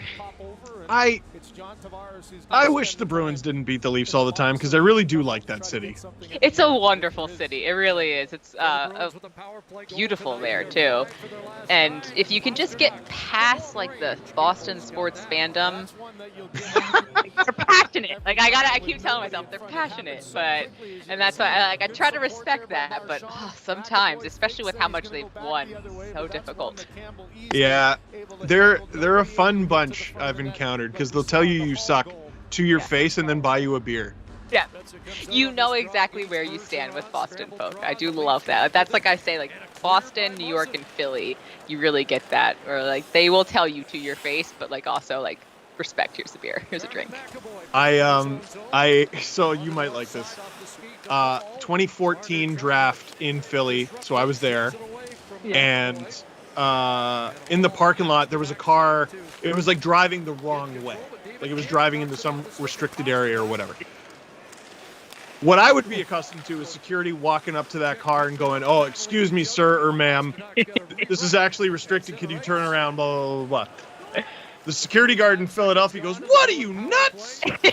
That's yes, I love my city. I do. That is 100% what I expect. My brother. I'll never forget that guy. He went to, I think it was a Flyers game, and I think it was a Flyers-Pens game, and a Pens fan was, like, starting stuff, and the security guard was like, dude, chill, like, to the Pens fan. He's like, I don't got time for this, and somebody ended up, like, dumping a beer on him, and the security guard was kind of like, well, like, you know, I told you, and I was like, that's just like, oh, it's so, like, this is why people hate Philly.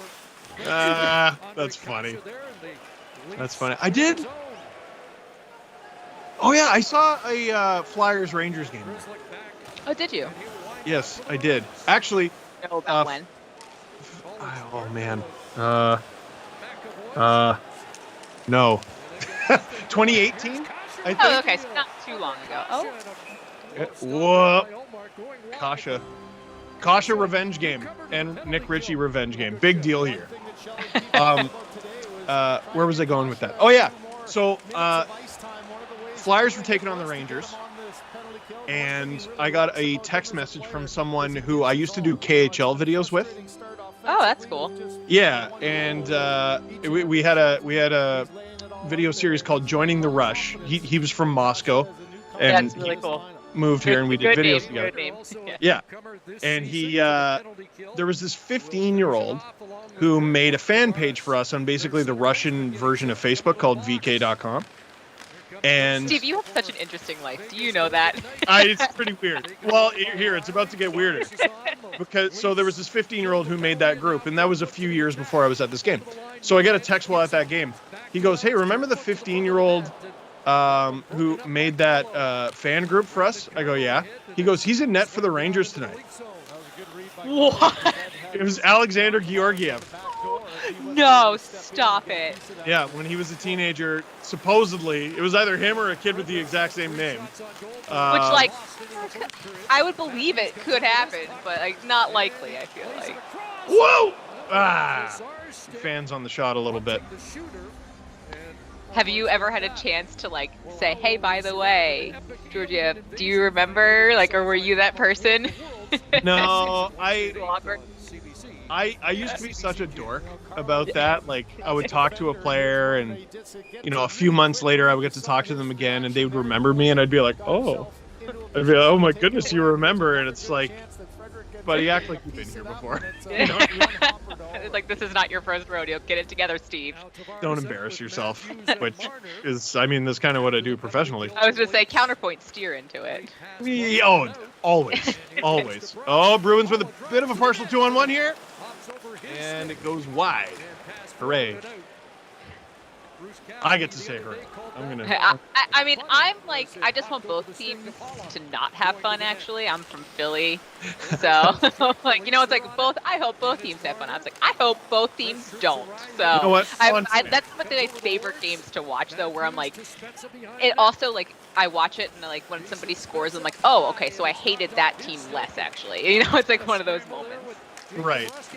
Spezza almost gives up a breakaway there. But almost. Oh, Dermott. Jillian, are you familiar with Game 6 of the Leafs Hap series? No, tell me more. Tell me more, Steve, please. So the Leafs were losing 2-0 in the third period. They come back to tie the game and go to overtime. Sheldon Keefe rips the paint off the wall with a blistering shot from Jason Spezza. Blistering speech. Leafs come out, outshoot Montreal 13-1 to start overtime.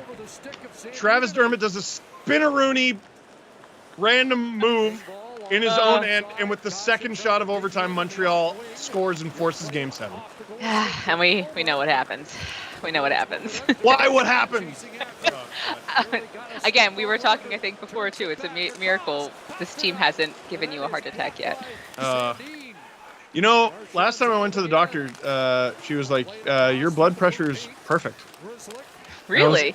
I was like, what? And what's funny is she knows of my videos, so she was like, yeah, I was surprised too. Yeah, I think we all are a little surprised there. It means you have a health outside of this. That's good. That's good. Yeah. You need that balance. I wore like one of those, what is it, like a Fitbit one day. So the day the Leafs played the Bruins Game 7 2018, I helped a buddy move. So I wore the Fitbit, loading up the moving truck, drove to his new place, unloaded the moving truck, and then during Game 7, my heart rate was higher the entire time. No, stop. Entire time. You got like an exercise just from watching them.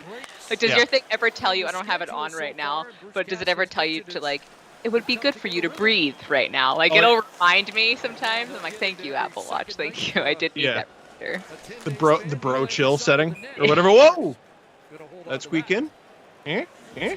No, not lucky enough. Not lucky enough. Here's a question from the chat there, Jillian. From Jeff. What is Jillian's favorite message she's gotten as a fan? Like, from somebody else? From a fan. Yeah. From somebody. I think one of the coolest ones, this was a long time ago. I've gotten a lot of really cool ones recently because I've been pretty open about like a procedure that I had, which has been really cool just to hear from a lot of women who like, hey, like this really helped me. So like that's just been really a nice moment where it's just a very human moment. But God, maybe like 2-3 years ago, somebody sent me a DM on Twitter. They had said that their father had passed away maybe like a week or so prior, and they were like, I just wanted to let you know, like I watched your video and it was the first time that I like felt myself just genuinely laughing since that. And I was like, whoa, I did not realize the impact. Like these, to me, they're like silly fun videos that I make, and it was just really cool to see that impact happening where somebody's like, this video brightened my day for the first time since like this tragic life event. And I'm like, holy crap. So that was a cool one, and that one will stick with me probably forever. That's heavy, eh? Yeah, you never really know how to handle that. Right? No, because it's just like, holy, like immediately I go to like the empathy mode because I'm just a very empathetic person, and just I'm like, I can't imagine what you're going through. Like, forget my videos. How are you okay? Is my first thought, you know? And they're like, no, I'm coming to you because I'm letting you know, like, I'm feeling okay. I'm like, that's incredible. I don't feel like I should have that power. You're proud of what you did, but you're also like, God, that's a lot of responsibility. Oh, God, here come the Bruins. And Jack Campbell with the stop. Hooray. Yeah, this is... Sometimes you'll be in the middle of like a really heartfelt story, and it'll be like, oh, my God! Yeah, that's exactly what I expect when I come onto this, too. Like, I have really bad ADHD, so it works perfect for my little, like, oh, this way, let's go. Exactly. Commercial break here. Let's get to some more questions. Matt, for Jillian, who would win in a fight? Leafs version of you or Bruins version? So I don't really know. I get what they're saying. Yeah, okay. Like in the t-shirts, like when I switch and I impersonate. Okay. Probably Bruins, because Bruins fans are intense. They like, you don't mess around with Boston and Boston sports fans. So I would have to say, strictly just for their like brashness, the Bruins version of me. I mean, just based on history for the, Yeah. Um, Also, yes. yeah. From MVK, who is Jillian's favorite Leaf? Leaf. Oh, Simmons. Yeah? That's my boy. Like he was so Philly. Like when you think of players who embody the Philadelphia spirit, like when I heard he was getting traded, not initially to the Leafs, but he's just a player who I'll always love. Just his grit, what he embodied for this city, for my team. So like that's probably not the people we're looking for. It's not probably the first player that's going to come up for a lot of people, but he's somebody who I'll just always love.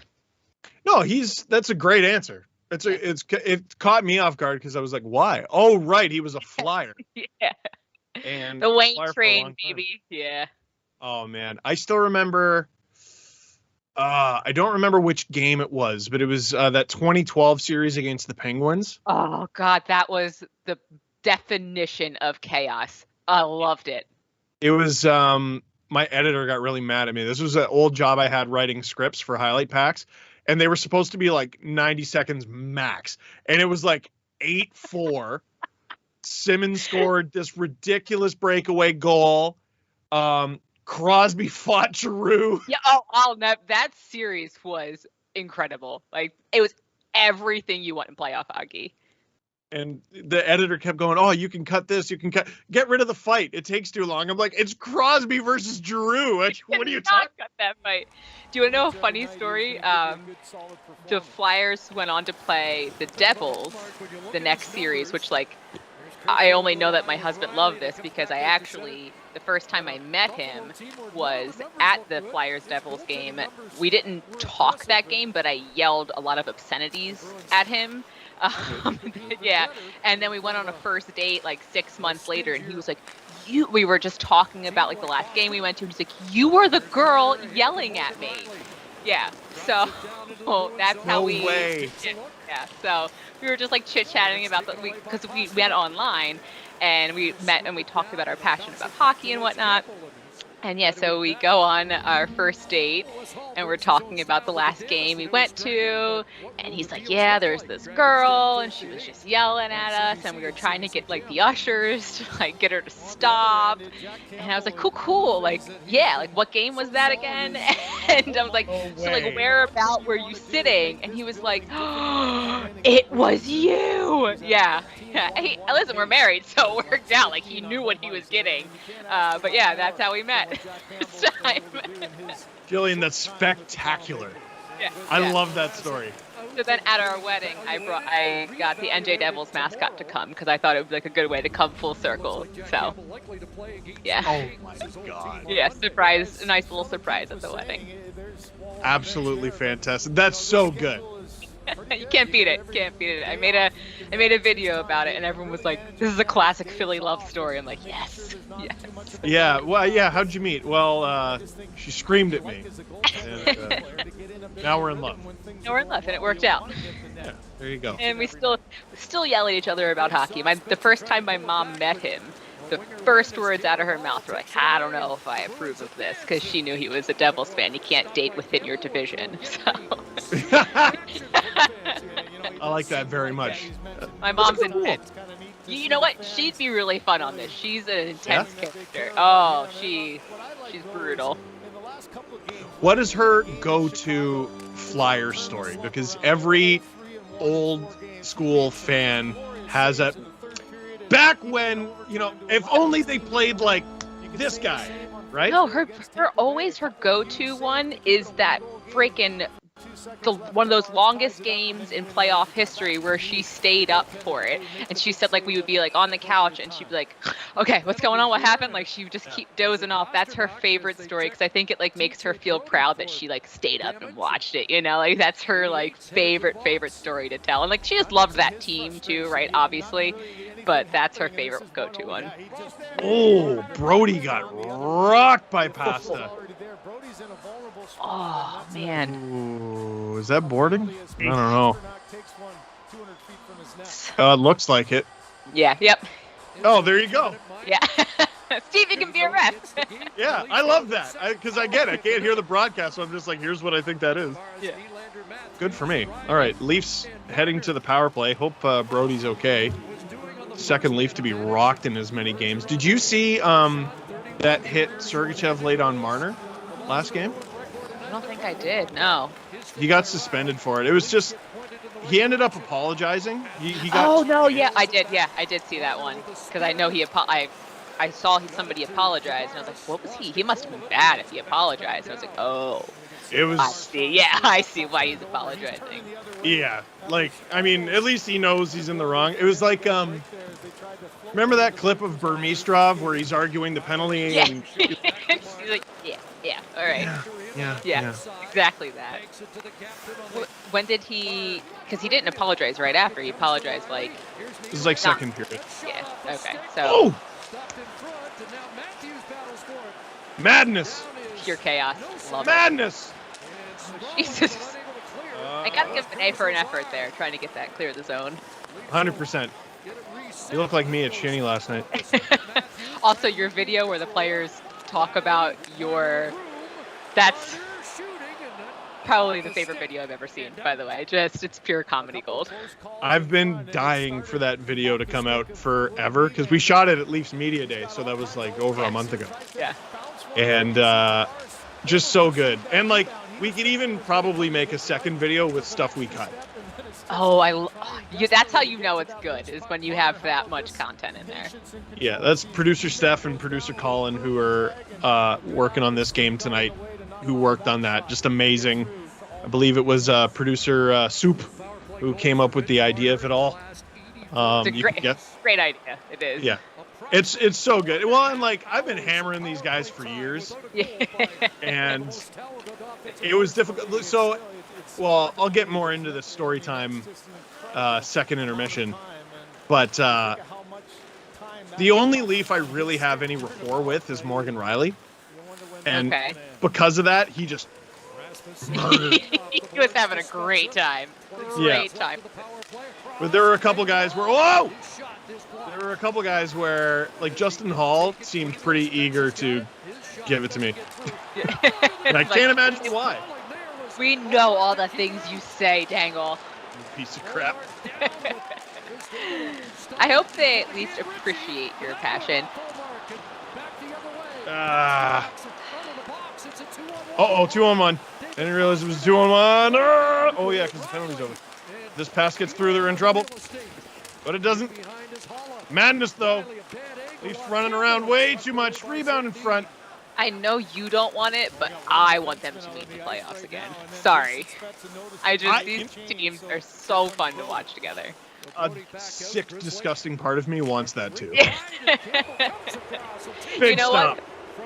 You have to what is it? Get the monkey off your shoulder there. You have to do it at some point. So slay the dragon. I think of Washington's Cup. So close. Yes, when they beat Pittsburgh finally. Yeah, exactly. Like, okay, forget that they won the Cup finally. They beat Pittsburgh. Well, and once they got over that hump, you're like, they're done. They got it. Like, if the Leafs were to beat the Bruins in round one, you're like, oh, we're all doomed. Everybody outside of Toronto is doomed because Toronto's going to win the Cup. Well, it just feels like it's all between the ears, and if they can just overcome that one hump, they'll just be this juggernaut. I don't know. Oh, that word is taboo in the city. We don't say juggernaut. Oh, is it? Okay. Why? I didn't know that. Because remember the Habs were off to a hot start last year? Yeah. And then Chris Johnston goes, the Habs look like a juggernaut, and they immediately fall in the toilet. Yeah, so you're not allowed to say it. It didn't happen. A question from Bella. Early Stanley Cup prediction. Oh, I'm going to stick with what I predicted right before the season, Florida Panthers. They were my pick before the start of the season, and they've done nothing to make me regret that pick yet. 100%. Now, is it the Panthers getting really good, or is it the Panthers getting really good and Tampa taking a step back? I mean, definitely Tampa is taking a step back, but when you think about Tampa, they lost an entire line. I mean, they're still, even losing an entire line, they're still arguably the team to beat. And if I remember correctly, last season, Tampa in the regular season also wasn't amazing. Like they didn't finish first overall. I think they finished third in their division. Yeah. Yeah. So, I mean, they're always going to be a scary team, but it's really good for Florida, to the Panthers, to see they have all these expectations. Like they keep every year, it kind of felt like there's a handful of teams where it's every year where like they should be this team. They should be. I mean, you know. So it's just nice in the beginning of the season to see them living up to that. I mean, there's a long season still to go. So many things can happen. So it'll be exciting to see if they can keep this pace up. Okay. Here we go. We're about halfway through regulation. This period not going quite as fast as the first. That first like 5 minutes. You're like, yes, like that meme with the like, yeah, like come on.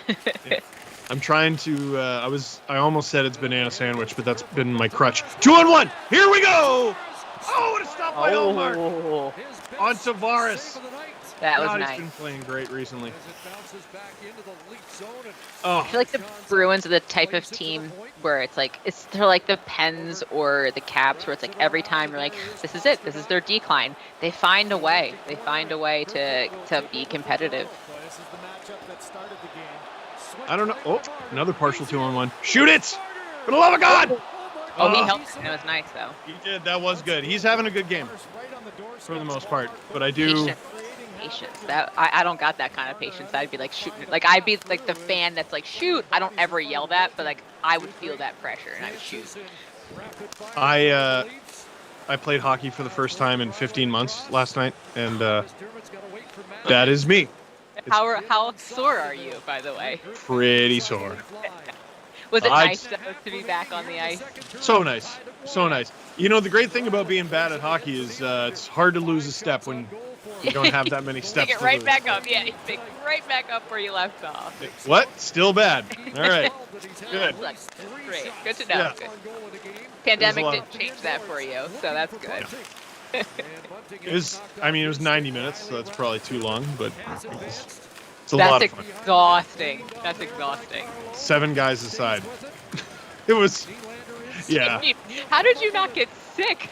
Well, because the pace slowed down pretty considerably. Everybody else was like, yep, I'm tired too. Yeah, I'm tired. You're playing in the correct group for your skill level. So I was playing with a random group last night. It's not as organized as it was before the pandemic. Here's Tavares again. Let's just take a quick look at this. Oh, what a good stop by Omar. Yeah. Knew what he was doing too. He knew, but oh yeah. So when it was, oh yeah, that was the Marner one.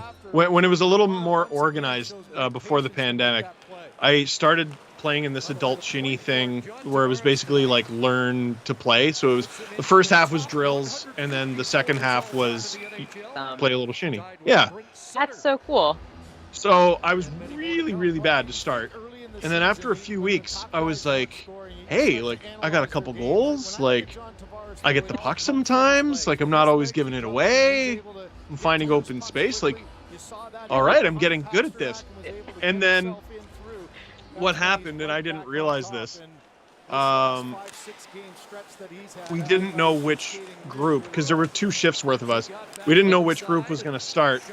And I'm on the bench, and I hear the coach say to another one of the coaches, he goes, no, we'll start with the ones this time. And I'm on the bench like, oh, I guess we're the 2s. Oh, the soul crushing that happened. Yeah, oh, poor Steve. Yeah. You feel so good. You didn't need to hear that. That's I was awesome. like, oh, right, they're playing me with the other bad players. That's why I'm doing so. You know what, though? At least you were still taking a step up. Like, you went from really, really bad to just really bad. You know, that's still an improvement. Yeah, I was middle of the pack of bad. So, hooray. So this summer we played intramural soccer, which is how my husband broke his leg and is still on crutches. But I was so bad that I had the ball and nobody was near me, and I kicked it, and I hit a little girl. So who was on the sideline? I ran over and I was like, I'm so sorry. I suck. Like, that's what it is. So, you know, apparently I lost all of my athleticism from high school. Oh no. Hit Steve straight in the face. Just the ball, like, it was like I aimed for her. Like, the other team started to get mad at me, and I was like, no, I just am really that bad, guys. I swear. Like, that's why I haven't touched the ball a lot. They don't pass it to me because I can't do anything with it. Whoa! A scramble down there, yeah. And it's a delayed call, too. Oh, here we go. So, Leafs got 6 guys, or they're about to have 6 guys. I count 5. There you go. You know, if you shot it, I bet you might. like what you were saying, we get impatient. Yeah. I'm amazed how often Austin Matthews does this in particular. I'm amazed how often he makes me go, what are you doing? And then he does something that turns out to be the right decision the whole time. It's just like I should just trust him, but you have trust issues, and I think I understand why with this the history here. You know what? Yeah, now you know what? I don't feel bad. Right. You're absolutely right. Ooh, I like this question. As we head to commercial break. Cassidy, for Jillian, advice for women trying to break into sports media. Yeah. I think the first thing is just to be confident in who you are. People are going to be questioning who you are, and like people like to put you in a box immediately. So just be comfortable with and confident in who you are, and then just do it. Like, I think I saw a TikTok where it's like, just make the content. Just do it. You're never going to feel like you're prepared. You're going to feel like you have to be more perfect than you need to be. And you don't. There are so many other women who want you to be in this space too. And there's always space. Like, I think a lot of times we look around, you're like, well, there's already a woman doing it. There's already a Katie Nolan. There's already a Julie Stewart-Banks. There's already these women who are doing these things. So what? There's also so many men who are doing it too. There's space for you, and the other women who are there want you there. So do it. Just put the content out there. Send me a DM. I'll make sure to retweet it. Like, that's the important thing there, is you have to make the content. That's awesome. That's awesome. And yeah, like, just as a general rule, like, just make it. Yeah. Just make it. It's good. And you know what, though? You're going to look back and be like, wow, that sucked. And that's great. Like, that's how you get better. Like, you have to be comfortable not being good at things. And I think that's super important. And like, nobody is going to be like, oh my God, like, not nobody. People who are, I think somebody said it, it's like, nobody who's better than me has ever talked crap about me, because they're too worried about improving themselves and improving other people to bring you down. So the people who matter are not going to be out there bringing you down. They're going to be trying to elevate you, and focus on those people. I heard a saying recently, as the Bruins clear the zone.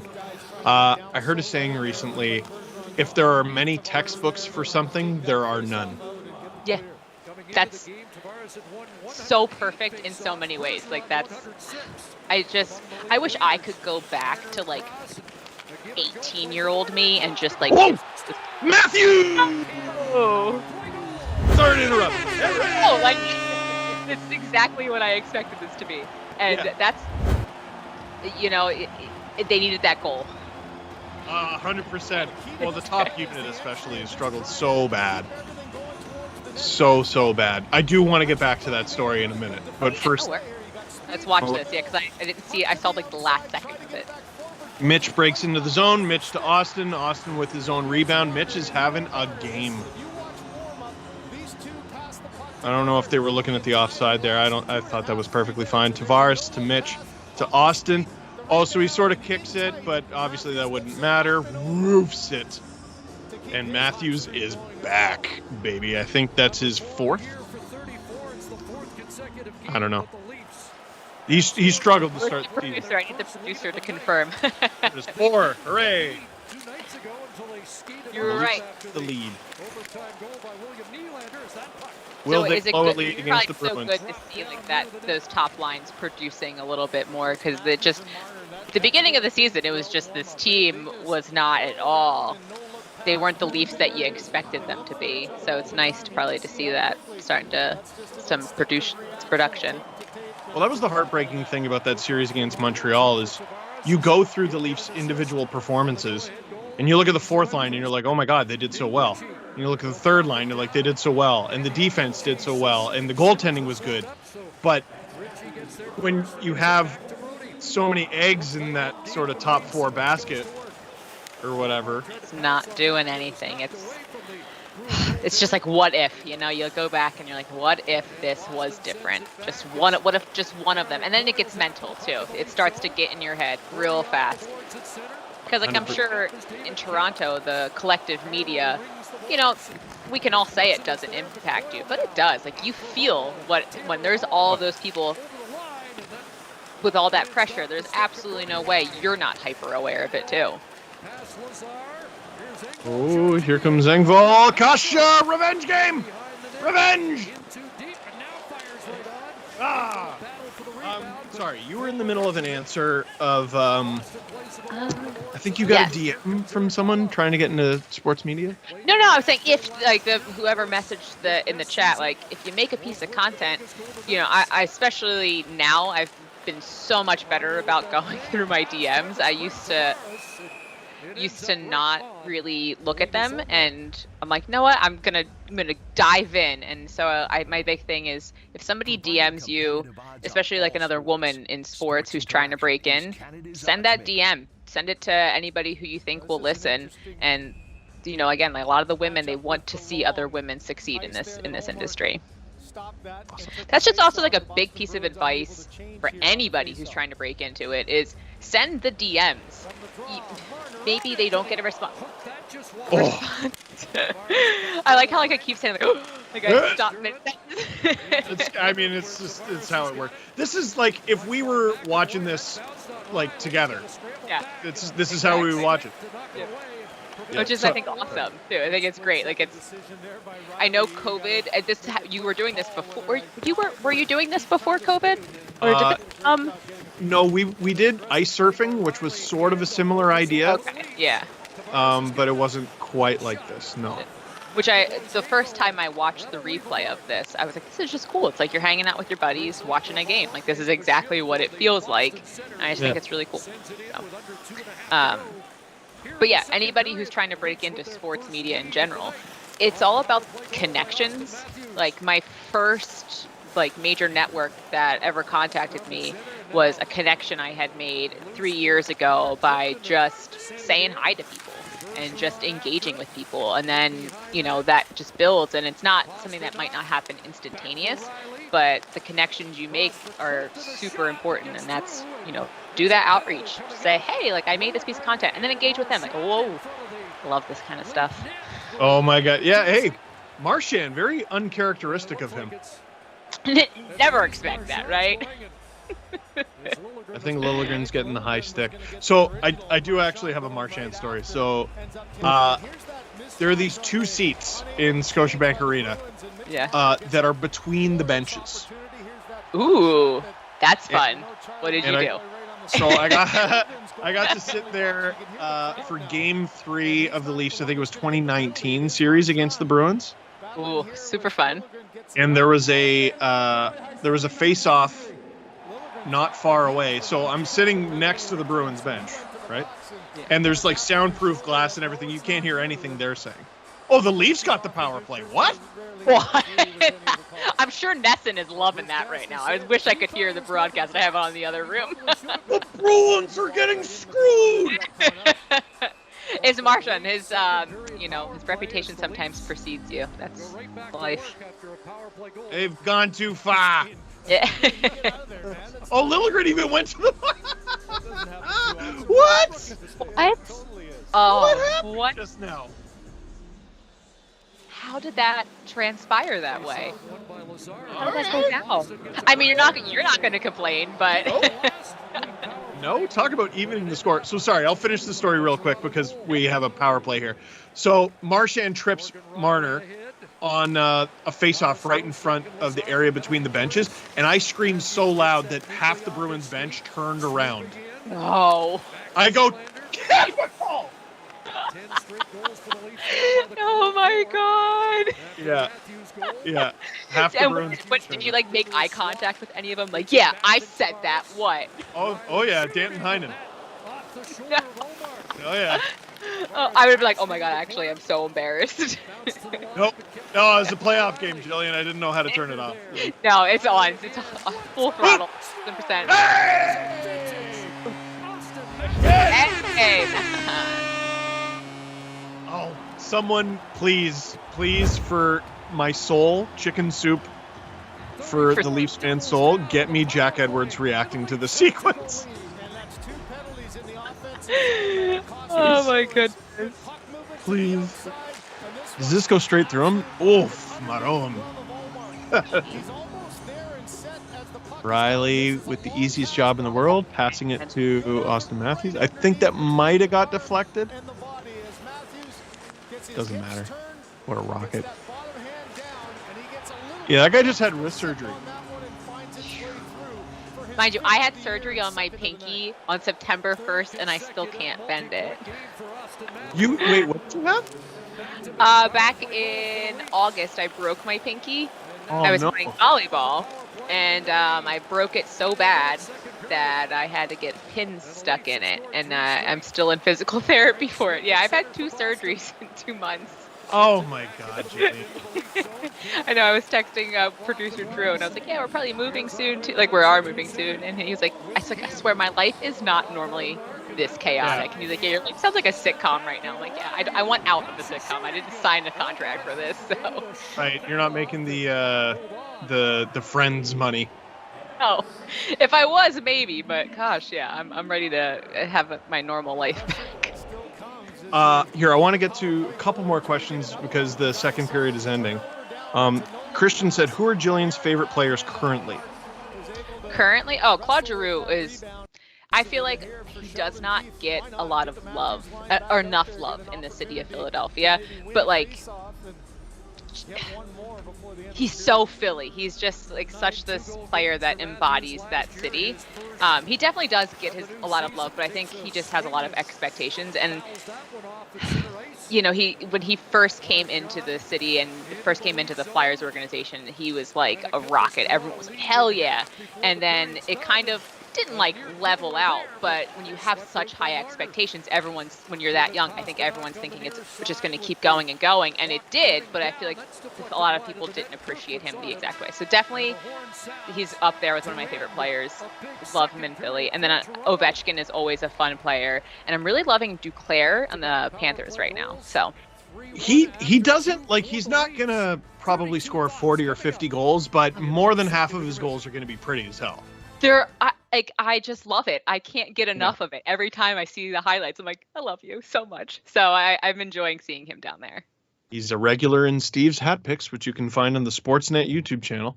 I'll bug you for one more if you got the time. Yeah. Extreme Gamer, what position would you play in hockey, or do you play in hockey? So I played a lot of soccer. Right. And I played goalie. So I think I fit that like persona a little bit crazy. I get it. Yeah. So I would definitely put that. I wanted to play hockey growing up. I played a lot of street hockey, and it was always goalie. The funniest story is my brothers all played growing up, and like my mom just didn't want to invest in more hockey gear because I would always move from sport to sport. Like I played everything, and she was like, no, I'm not investing in this for you. You're not. And she was probably right. Like in all honesty, she was probably right at that age. I would have moved on because I probably would have sucked.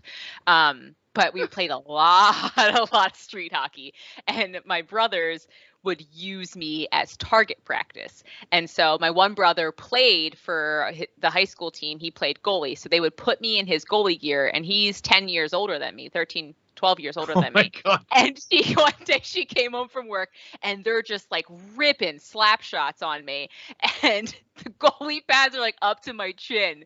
So she's like, Jared and Jason, like, stop that! Like she comes like screaming, and I'm like, I'm having fun, Mom. So yeah, I'd probably play goalie.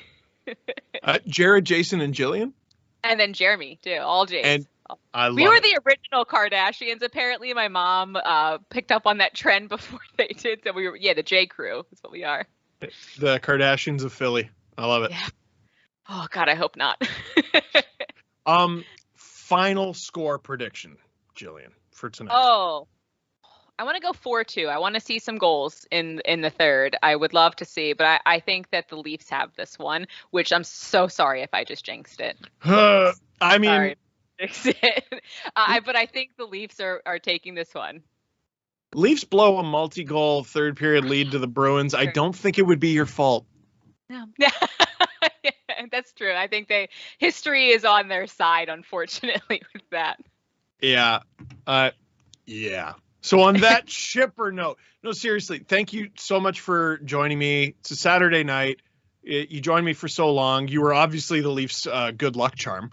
Apparently, I don't know if that's a good thing for me or not. I like to make fun of you guys a lot. It's at a place from love. It's a place of love. So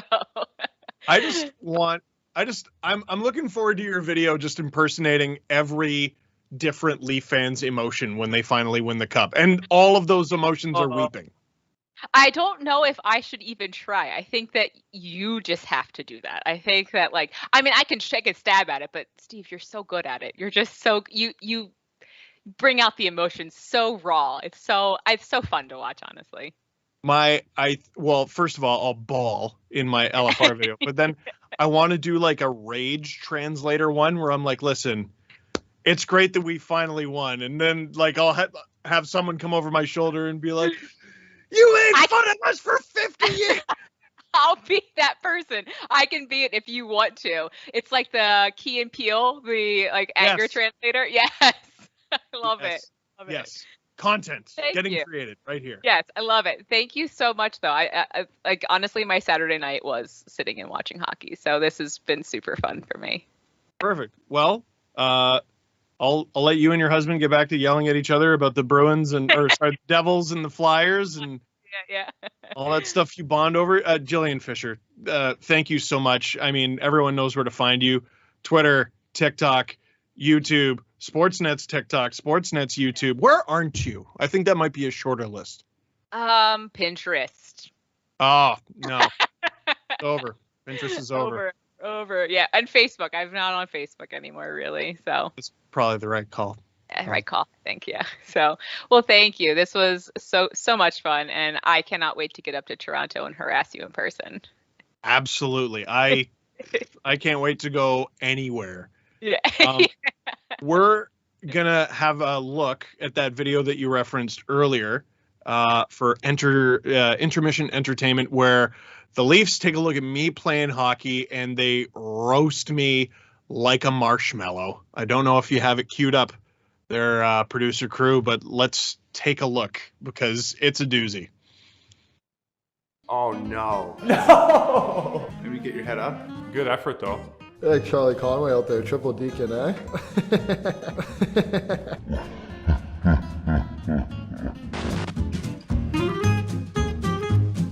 So here's me playing hockey. I only started like 2-3 years ago, and I wanted to get your thoughts. Okay, great. Yeah, no, I'd love to give them to you. Yeah, let's see it. Choppy stride. Could work on some crossovers, maybe. I mean, those jerseys are nice. That's bad. A little flat-footed, but it's all right. Effort's excellent, though. This is you, eh, in the green? Yeah. No! I mean, do you work on skating and stuff, or do you? Oh no. That's you shooting the puck. Yeah, pretty short release. Not much jam behind it. We can maybe bend the knees a little bit more. It's all arms on the shot. And no lower body in there. You can shoot. You can't skate the greatest. You're not really looking where you're going. I'm really good. Wow. At least you scored on him. Goal celebration, I don't know, so. You might need a little more deception in your moves. They all kind of look the same. Are you in net now with the blue pad? Play any position? That's pretty solid. You don't see that too much anymore. King Clancy, right? I love it, King Clancy. I don't know how you got your hands on the Marlies practice jersey. I'm gonna have to talk to someone in your organization about that. You don't seem to have much lateral movement. I do appreciate the Billy Ramford 2-pad stack, though. They make the stellar one, but let the squeakers in. Yeah, it's classic. I mean, you look pretty good. Like, if you see anything in my game, let me know. Believe me, I will. You'd never score on me like that, right? That just looks unathletic kind of though. That's not a matter of hockey ability. That's just athleticism, I think. Give me a grade. What's my school grade on the ice? Your school grade on the ice. I mean, it all depends. Like, are you first grade or? How old are you at this point? This is like last year or 2 years ago. Not a child. Yeah, I mean, I don't even know what to say. I don't love it. I don't love what I'm seeing. Grade your game. I'd say it's incomplete. I would say we need to work on it a little bit. It might be too early for grading. Yeah, did not hand in assignment. Did not hand in assignment properly, yeah. Let's just continue to enjoy the game the way you're enjoying it. It's gonna be like downwards to an F or something like that, I gotta say. Yeah, downwards towards it, but not a straight up F. Not a straight up F, maybe.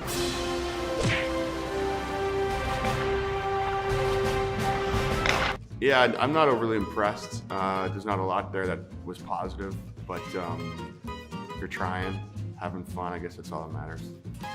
Were you having fun? No. Oh, well, then maybe do something else.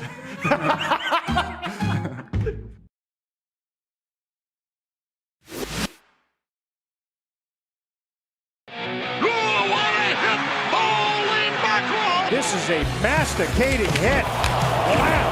Oh, my goodness gracious. What a hit.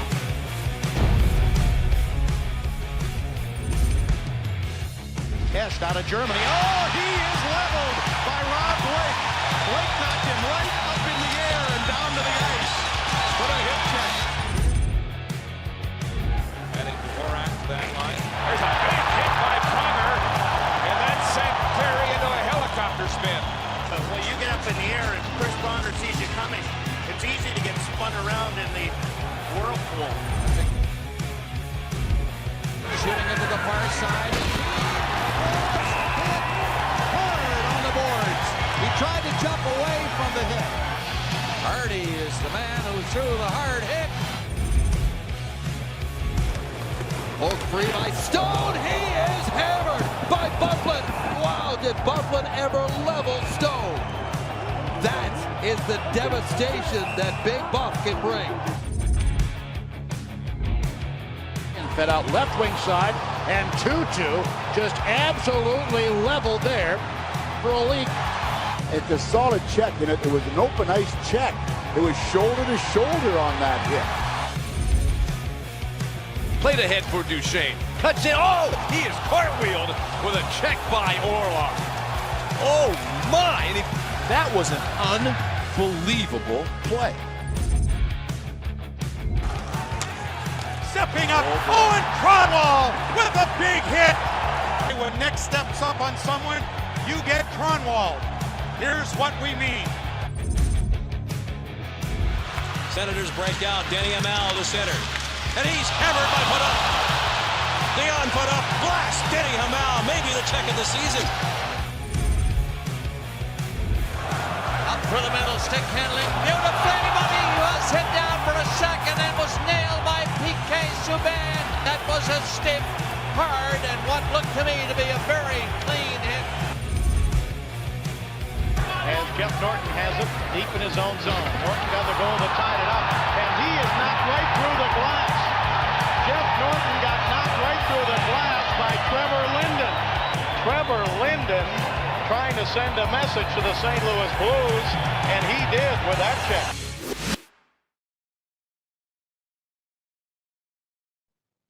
Wasn't that great? Hey, welcome back to Watch a Leafs Game with Steve Dangle. I'm Steve Dangle.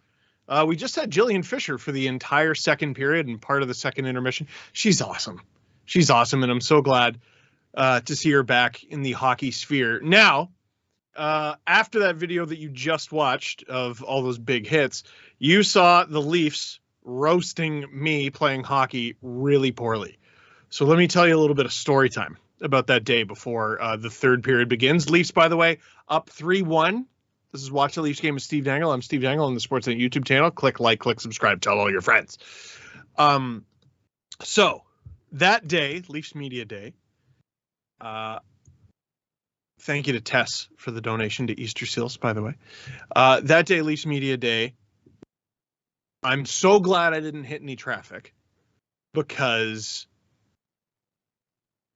we had 3 Leafs walk into the room and finish their interviews before the interviews were even scheduled to start. The first 3 guys were Wayne Simmons, Jack Campbell, and John Tavares. So can you imagine if I had missed those 3?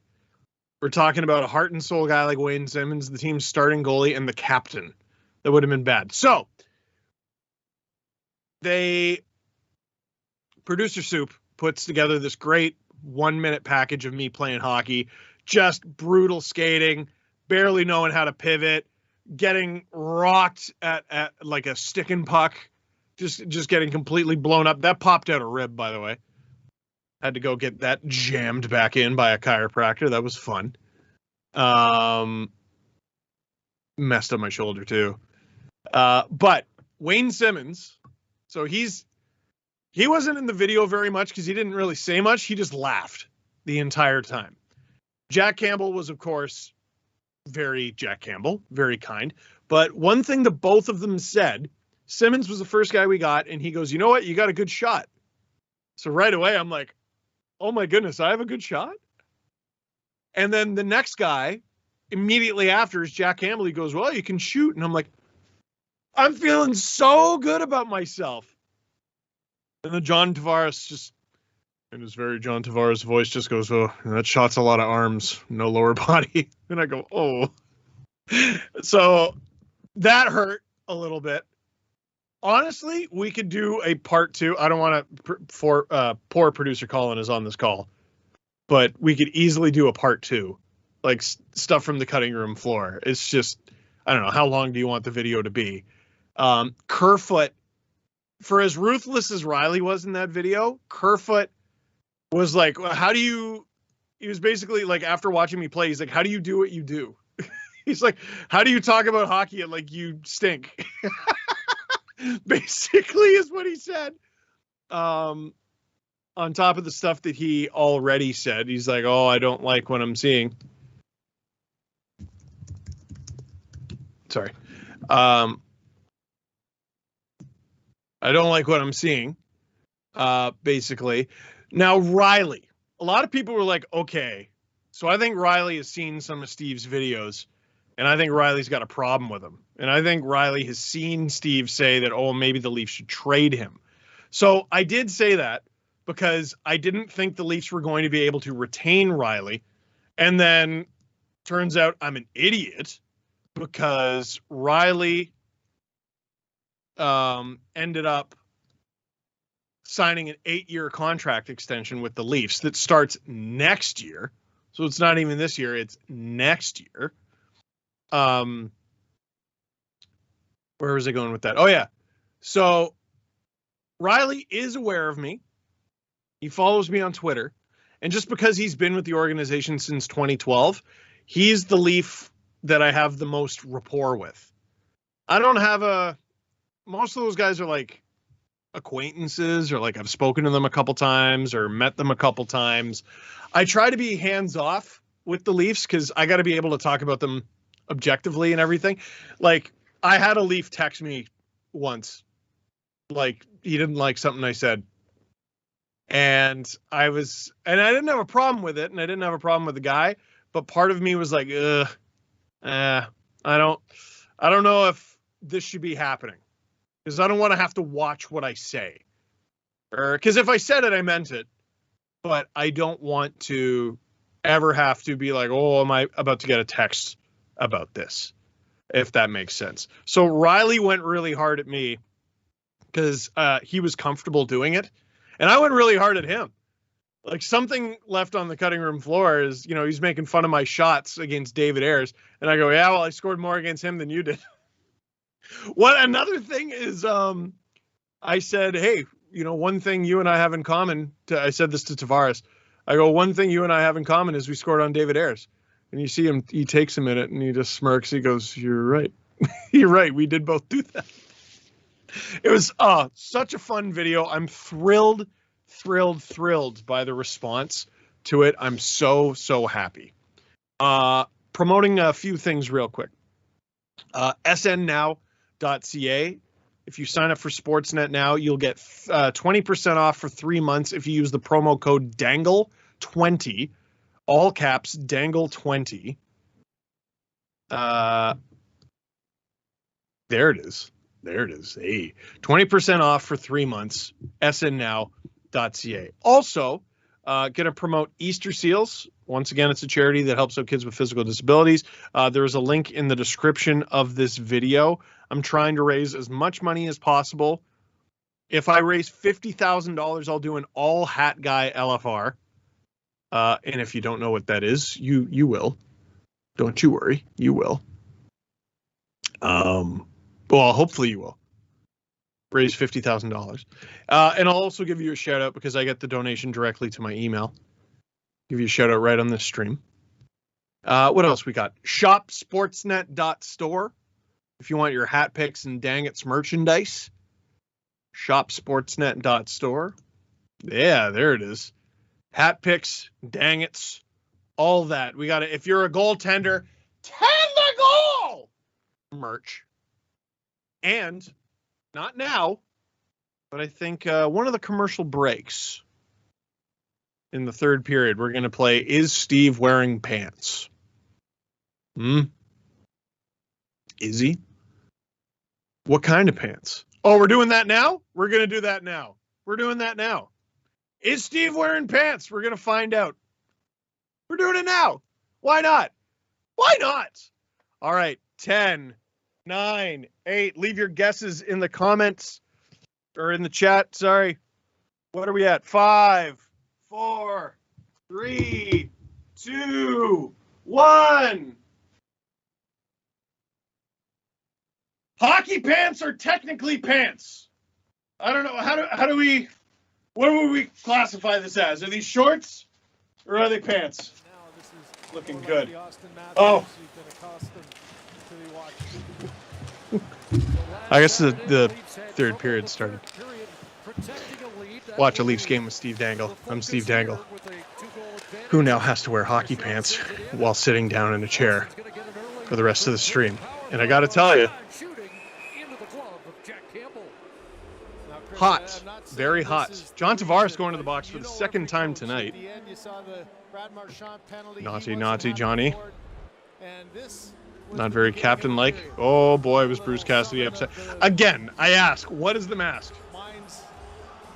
Little talk, and first thing you get is a call, and that's it's okay. Not much of a call at all. John Tavares never even got it's okay.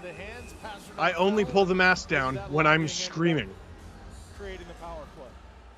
Get them a see-through mask. Get them something that is, I promise you that's more useful than this. And you wonder, is this the time David Pastrnak can get off his little slide here? A perfect opportunity. Here, you want to see a mask that's useful? Off Pasternak's stick. There. Do you want to see nothing? There, that's nothing. That's a diaper. That's a face diaper. It's a chin diaper. And NHL coaches are the worst. All coaches are the worst. Nick Nurse was doing it. Like, what's it for? You know what I mean? We got 2 donations. Aaron from Newfoundland and Colin. Thank you very much for your donations to Easter Seals. So the Leafs are on the penalty kill here.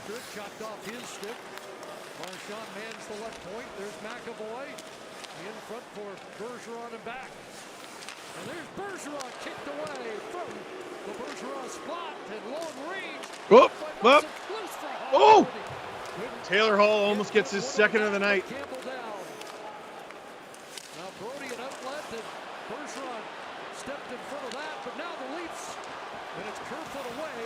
Here comes Kerfoot. Oh, he's picked off decently, but he gets it back. Drilled! He took a hit to make a play there. And now Kerfoot hits to the bench as well. Yeah, it's a wise play. It's the end of a long shift for 30 seconds to go in this penalty kill for the Leafs. They're out shooting Boston 27-24, but Boston, I believe, is out shooting Toronto 3-0 in this period so far. Of course they are. The Leafs took a penalty 32 seconds in. Forward still out for Boston with Grzelcyk on the point. It'll come across for DeBrusk. Here's Jake DeBrusk, and that's deflecting up onto the netting.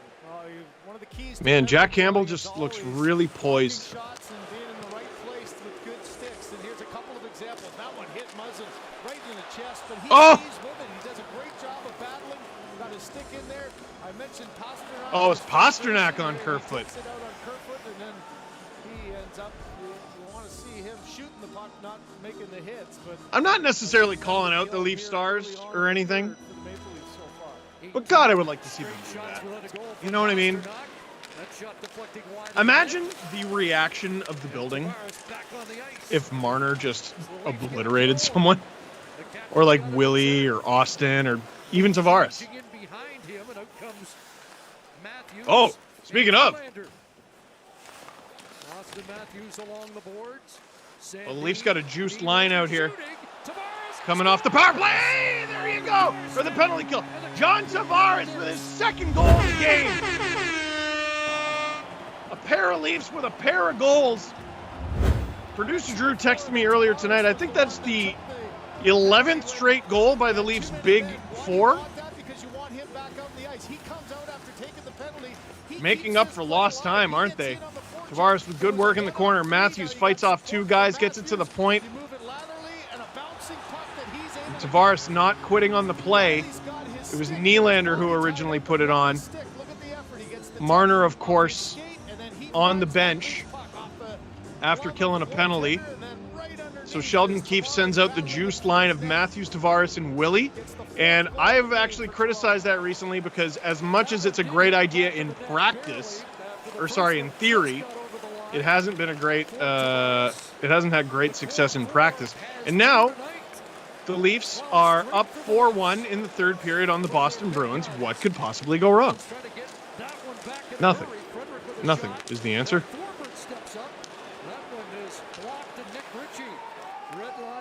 Ritchie with the revenge dump in. Taken to the corner boards by Fulbert. That hit the official, and Muzzin steps up. He'll play it in behind the net. Spezza tried to tuck it in, and Frederick there to clear the rebound, and it hops over the stick. Toronto's last 9 goals, not including tonight from Chris Johnson. Marner, Matthews, Nylander, Tavares, Matthews. And then including tonight, it would be Tavares, Matthews, Tavares. That's dumb.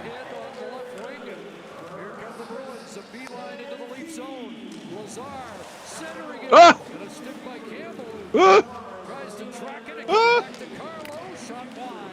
Where is it? Get your stick. Campbell doesn't have a stick.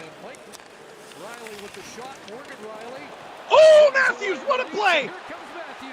He's got Nylander with him, but he's trailing a little too far behind. He was going too slow in order to stay on side. Not much you can do about that. Whoo! Questions.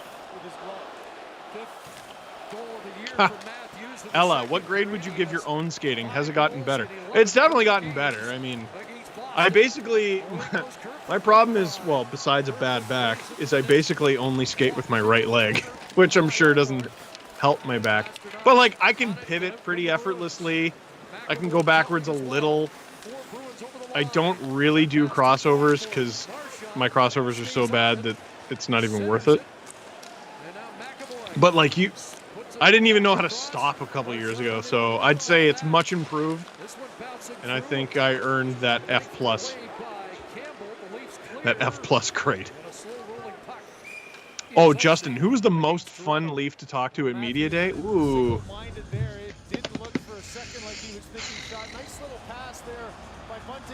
Probably Riley, just because, again, we have the best rapport.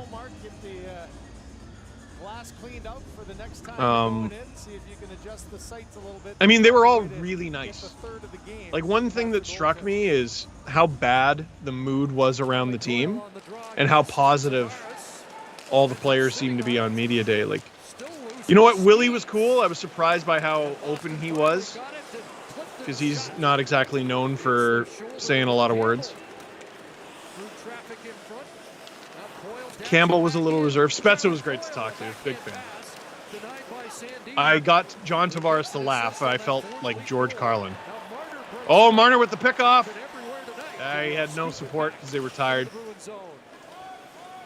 Marner with 3 assists, 8 points in his last 3 games, and has extended his point streak to 5. Harrison, how many Hart trophies will McDavid get?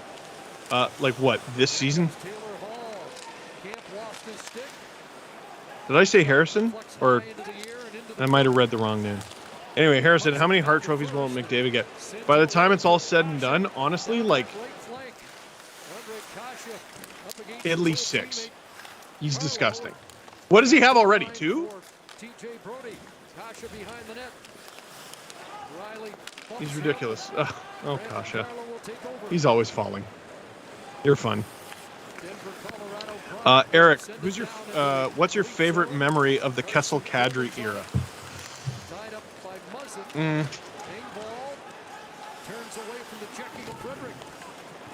That's a tough one. I mean, the game where Lupul, I think, scored the insurance marker against Ottawa to clinch the playoff spot. Basically every game James Reimer ever had. A game that I got to see in Boston, actually. You might remember this. Leafs won a late season shootout game against the Bruins to keep the playoff hopes alive, where James Reimer makes the save in the shootout and he goes like this. Jay Rosehill fought Milan Lucic, and Kadri scored this ridiculous goal against Tim Thomas. I was at that game in Boston. That was awesome. Tavares, fresh out of the box. Loving it, buddy. I didn't realize he was fresh out of the box when he scored that. Whoa! The Leafs have had a couple hairy moments at the offensive blue line tonight, but they've done a decent job of not having it end in too much disaster. Bunting staying with it. Great little chip. Nah. James, is there an interview you wish happened at Media Day? Ooh. I mean, yeah, I would have liked to talk to all of them. All of them. Matthews and Marner we didn't get because they had already done some media with Sportsnet. And, like, you can only ask so much, which is perfectly reasonable. Whoop. Hey, you know who I would have liked to talk to at Leafs Media Day? Zach Hyman. But, well, you know.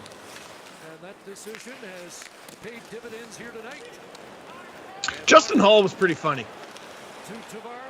He was pretty funny. You realize how popular of a teammate he is. Rasmus Hennig!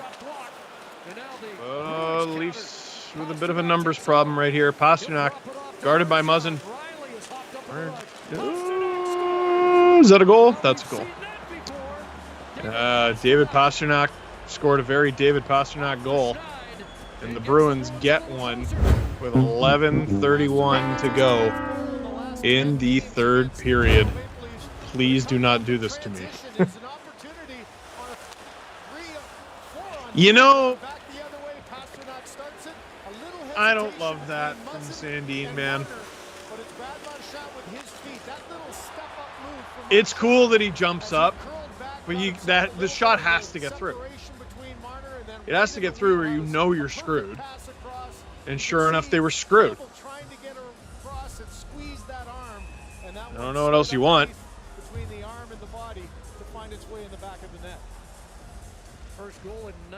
Thug War. Which Leafs player made you feel the most starstruck? Oh. Oh boy. Leafs get it together here. I mean, Tavares, not starstruck, but like I did have a moment where I'm like, oh, I'm talking to the captain of the Toronto Maple Leafs. Whoa! Which, like, you have to understand is really cool for me, right? Like, I grew up cheering for these guys. I'm still a fan. You know, it's not called Leafs professional reaction. It's called Leafs fan reaction. And I've only ever talked to the active captain of the Toronto Maple Leafs twice. As we head to commercial break, Leafs still up 4-2 over the Boston Bruins. I got to talk to Dion Phaneuf when he was named captain. That was an event at Real Sports in downtown Toronto. And then it was a long time in between captains and COVID and everything. So I'm talking to Tavares, and there was a moment. I had talked to him once before. He wouldn't have remembered. He was still in junior. He was with the Oshawa Generals. And then it was just sort of a weird moment getting to talk to him and being like, oh, here's that teenager that I interviewed all those years ago, and now he's captain of the Leafs. The other guy was Wayne Simmons, just because I've wanted to talk to him for so long. We have a lot of mutual friends and acquaintances, or just mutual people that we grew up with, because we grew up in the same neighborhood. He went to middle school with a bunch of my friends. He went to middle school with Adam Wilde, who I do the podcast with. And somehow we just never crossed paths. So it was great to finally talk to him. Out of town scoreboard, Kapanen got a hat trick. Would that be a cap trick? You see, because Bear, is Jack Campbell actually that nice? 100%. I've spoken to him twice. Once over Zoom when I was co-hosting Tim and Friends, and once in person. And he's just like agonizingly polite. Agonizingly. Great guy. Ash, who is your favorite Leaf right now? Ooh. Like in terms of what? The Leaf, okay, well, I mean, Matthews is the pretty obvious answer. Willie's a pretty obvious answer. Campbell, I think, is pretty popular in Leafs Nation right now. But and I do, you know me, I like Morgan Riley, but the one Leaf who is just faultless and every Leaf fan seems to love, just without condition, is Jason Spezza. It's still so damn cool he's a Leaf. Matthews up to Willie. Willie's got his dancing shoes. Ooh! Ah! Gotta attack that. Julia, any trade trees in progress? No. Oh! Stop by Campbell. No trade trees in progress. We typically, I don't know if you're going to get a penalty for that there, bud. He does not. No trade trees in progress because we typically don't make them during the season. We just don't have the time, right? It's more of an off-season thing.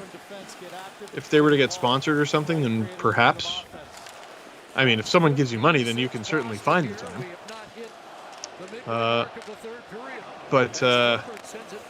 Yeah. Like one of the complaints was, whoa, big hit on Dermott. I think that was Trent Frederick. One of the complaints is we did some shorter ones, and they ref down. They wanted longer, people wanted longer trade trees. And it's like, listen, those take forever. So the reason we did a bunch of shorter ones is so we could end up doing the long ones. The Gretzky trade tree is like almost an hour long. It's the longest video I've ever made. Uh-oh, Bruins hold the zone. Oh! Still just under half a period to go here. Leafs got to pick up their socks a little bit. Sends it back in. Nick Foligno not in the lineup again tonight. Was skating in Boston, but he is out with an upper body injury. That's why Lazar is up on this third line. Wide of the net. This is a high event game. Shots are 33-30 in favor of the Leafs. There's still 9 minutes to go in this thing. It's not out of the question both teams could have 40 shots. Well, you mentioned Jack Campbell making big saves when you need it. This is a great pass cross seam here by Riley. In alone is Smith. Let's take a look at this stop on Craig Smith. Oh, great stop. As we head to commercial break, the Leafs still up 4-2. Getting a little hairy. Samuel, will there be a second All or Nothing series? Doubtful. I don't think the Leafs want to go through that again. It was fun. I don't think they want to go through it again. Thank you for the donations to Easter Seals. Wilson Courtney, Caitlin, and Jenny. Jenny. What are we at? Let me take a look. How much have we raised for Easter Seals? Holy smokes, $21,646. So Rachel's Raiders, that's my team right now, is just past the $27,000 mark. $27,015.91. Shout out John Tavares. Second place is a team called TD Wealth with $20,561. And Dad's in the Park is number 3 with $20,500. We got to be first overall so we can get the first overall pick, because each team gets a celebrity to play with them at the Eric Lindros Celebrity Hockey Classic. Lindros has never not gone first. So if we are in first place, do you think we should pick him? Wendell Clark's there. Shane Corson's there. Just saying. Other players too. Ethan, thoughts on Captain Tkachuk? You know, for as much as it was criticized, the Sens choosing to hold on to their 4th overall pick the year that they ended up getting Brady Tkachuk. I mean, who can deny that they got a great player? And they got their captain. Whoa, look out! It's looking pretty decent in retrospect. I believe the Avalanche got Bowen Byram out of it. What happened there? We got a pause in the action. Supporting Canadians and communities Bring the action. 120 years. Desjardins, a financial group committed to being there when it counts. The clocks go back tonight, and it feels like that's happened in this game. If they could speed the clock up, that would be pretty cool. What are they talking about right now? Should we give the Leafs another goal? Should we give the Leafs another goal? Are they kicking someone out? What happened?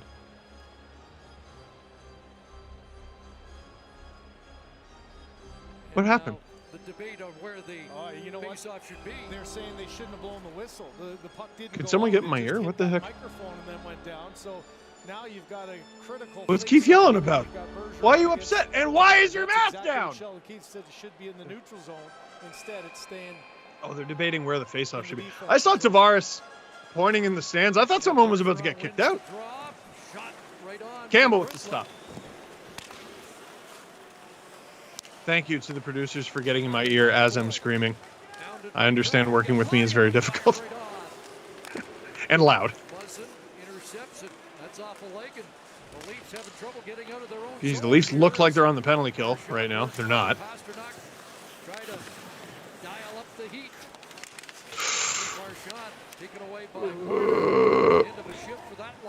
Out of town scoreboard there. Vegas up 3-2 on Montreal. I don't know what's going to happen if Montreal loses this game. Detroit and Buffalo in OT. Florida finally ends Carolina's undefeated streak, which means Frederik Andersen's bid of beating Jack Campbell's record is gone. I believe Freddie won 8 straight games. Campbell's record of 11 still stands. Oh yeah, earlier someone asked me who I thought was going to win the Rangers-Flames game. I don't remember if I actually answered that, but Flames. Leafs keep it out. Still 7 minutes to go. There's way too much time left in this game. Bruins, 33 shots. Leafs haven't had any offense for a while now. Calm it down, Timo. Calm it down, Liljegren.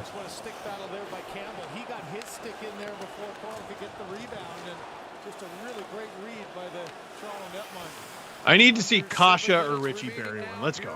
Revenge. Revenge game. You're not qualified to not qualify me, they say. Uh-oh. Number 44 gives it to Dermott, and now Wayne Simmons to the line. And Shots now 34-33 in favor of the Bruins. Well, I think one team is going to hit 40 shots tonight. I don't know about two. Simmons in a big battle in front of the net. Still in a battle. Bruins cracking through. Big stop by Campbell. Holy smokes, has he been sharp basically all season. Sharp again tonight. Oh, Bruins break. Oh, it sneaks through Campbell, but not into the net. David Camp for Toronto off the boards it out. Well, that might have hit the official. Screwed up the breakout a little bit. The Leafs get it, but oh, Brody's in trouble. Big effort to get it out. I think it went into the bench there. Wow. It's too much time left in this bloody game. I think that was Eric Halla. Grizzlick, great pass to Halla. Cannot bury it. Oh, off the post! And Brody might have been a little lucky to avoid a slashing call there as well. Holy.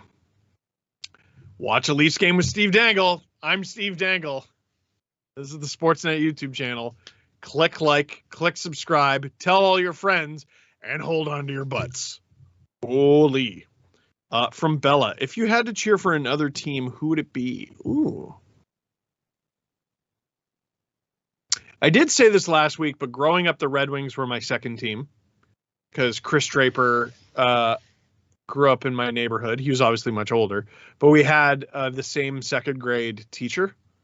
And after he got hit by Claude Lemieux, after his recovery, he came and visited my grade 2 class. So if I had to cheer for another team, probably them. I hate how much I would like the Bruins if they didn't beat my team all the time. So probably one of those two. Or I don't know, like the Kraken. I like their jerseys. Cassidy. What?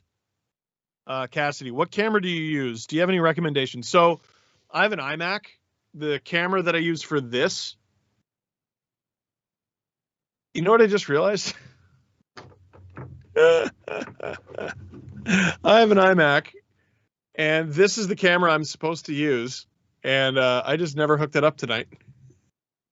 I'm using the iMac camera like we were during the playoffs. Well, sorry, production crew and everybody watching this. My bad. Better late than never. Realize it in the in the third period. What is this? So this is called a Razor. Cool. What I use for my LFR videos and Hat Picks videos and Dang It's videos and every other video, it's a Canon E05, I think it is, or EOS, and I like it. I had a Canon Rebel T3i that still works perfectly fine, that I bought in 2013, and I used it for like 8 years. It was like $700. So less than $100 a year. Probably shot like, I don't know, 500 videos with it. Pretty good value. Actually, a lot more. 500 videos from my channel. And then add Sportsnet in there as the Bruins go offside. Less than 5 minutes to go. Ah!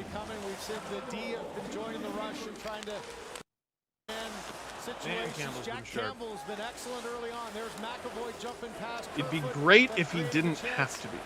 Connor Clifton trying to drive through, and another great save. You know what I mean?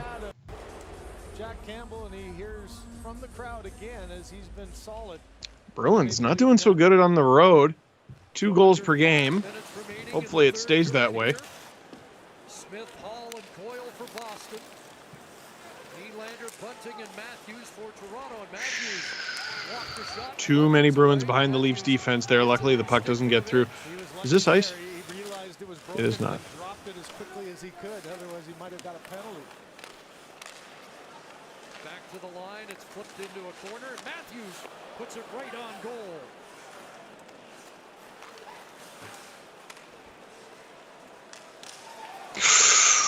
Oh, Oh boy, yeah. So that's funny. Jason asks, have the refs influenced this game? I don't think so. I think all the calls have been pretty warranted. I didn't get a good look at the Muzzin one. That one from Bunting, what are you going to do?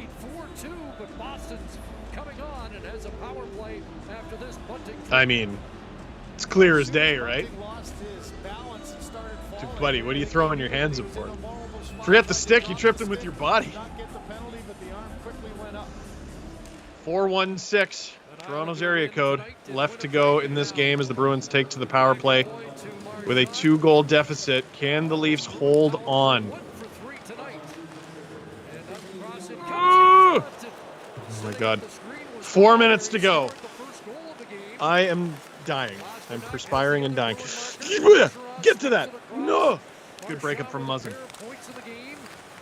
The Bruins have given such a battle tonight.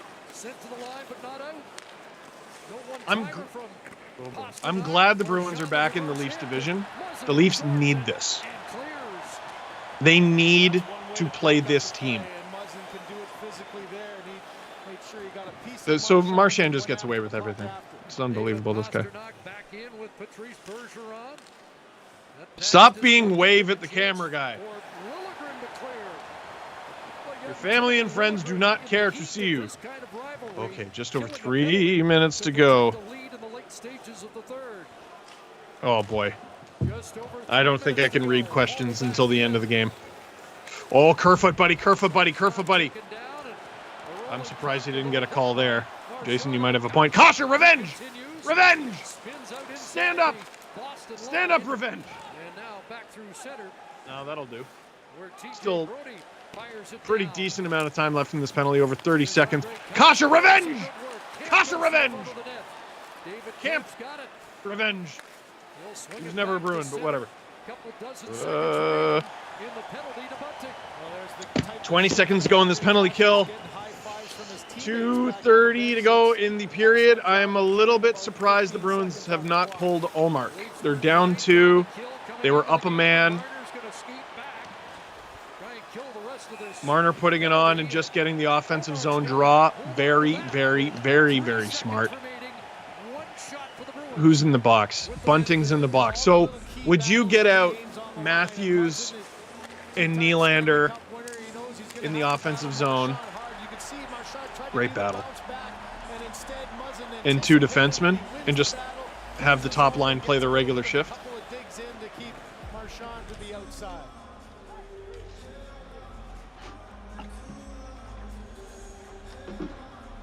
Looks like that's what they're doing.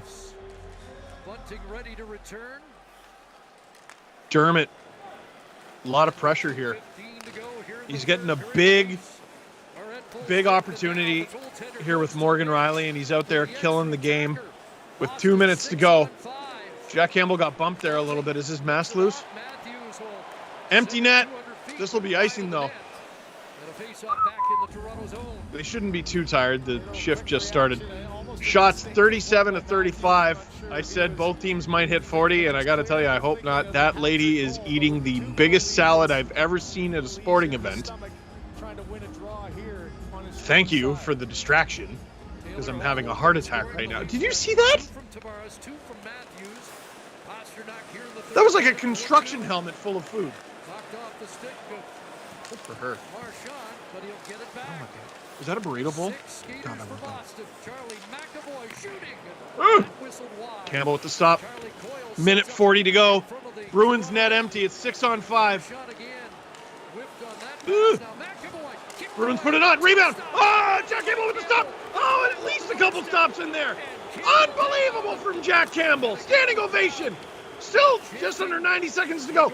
Dermott with a great play there, but he can't get it through. Battle, battle, battle, battle. At least they get the puck out of the slot. Oh, that's going to be a hook on Dermott. He's got no stick. Is that going to be a hook? It is not. Matthews battling. Everyone battling. It just chaos as we hit the 1 minute mark. Shots 41 to 35 for the Boston Bruins. Not the easiest night for Jack Campbell by any stretch of the imagination. And here we go, Tavares. Out there with Marner. Marner thought about hitting Tavares for the hat trick. Just ice the game, buddy. Ice the game. The Leafs take the 5-2 lead with 43 seconds to go. Jack Campbell has been stellar. Let's see this. Shot on from the point. There's a right pad stop. There's another right pad stop on Charlie Coyle. There's another right pad stop on Taylor Hall. There's another one on Charlie Coyle. Unbelievable! That golden retriever of a man. I love him. Marner wanted to hit Tavares for the hat trick. That should have been a goal before he even shot it in because of the slash. Now you got to watch the Bruins. They're going to want to take their pound of flesh on their way out of the building. Trent Frederick on the ice. That's why the Leafs got their fourth line out there with Ritchie and Simmons. And he has been good all night. The 8th career 4-point night for number 16. Here's Carson Pullman back. That shot takes a bite. Sandin blocking a shot. Campbell grabbing it. And we'll get at least one more face-off. Shots 41-36, and I think by the time it's all said and done, that number will rise. Fairly certain Campbell's made more than 41 saves. He made four saves in that one little replay sequence that we showed. There, it just went up to 42. What's the most shots Campbell's ever faced in a game? He's done the same thing here after a little bit of a stumble. This is a 4-0 run for Jack Campbell. Dermott in the battle with Frederick, just killing the clock. Clock ticks down. And the Leafs have posted their 5th. 3, 2, 1. Leafs win!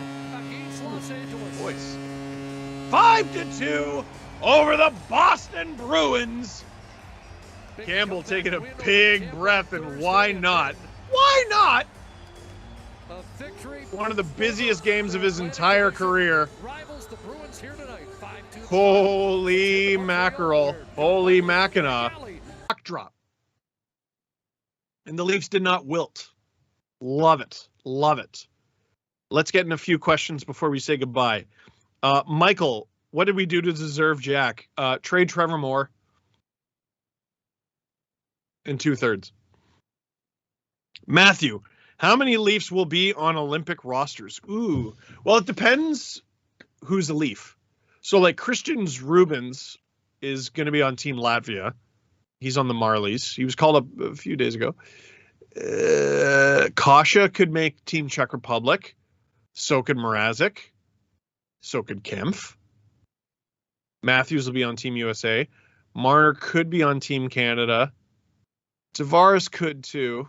Pretty tough roster to crack. Nylander for Sweden. Riley's got a shot at Canada. I don't know if Muzzin has a shot. He did. He played for them at the World Cup, did he not? That was 5 years ago, though. I wonder if Campbell has a shot to play for the States.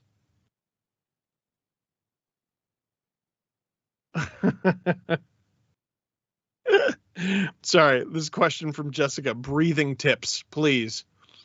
In through the nose, out through the mouth.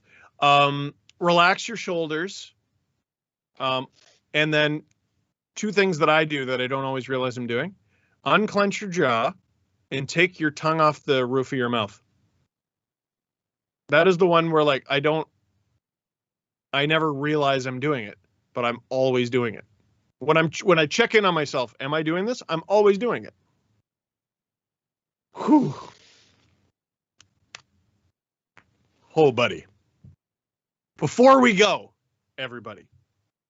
We got some more donations for Easter Seals. Someone, thank you, someone, made a donation to Easter Seals. Brett, Ashley, Ivan, Lewis, and Abby, thank you so much for your donations to Easter Seals Ontario.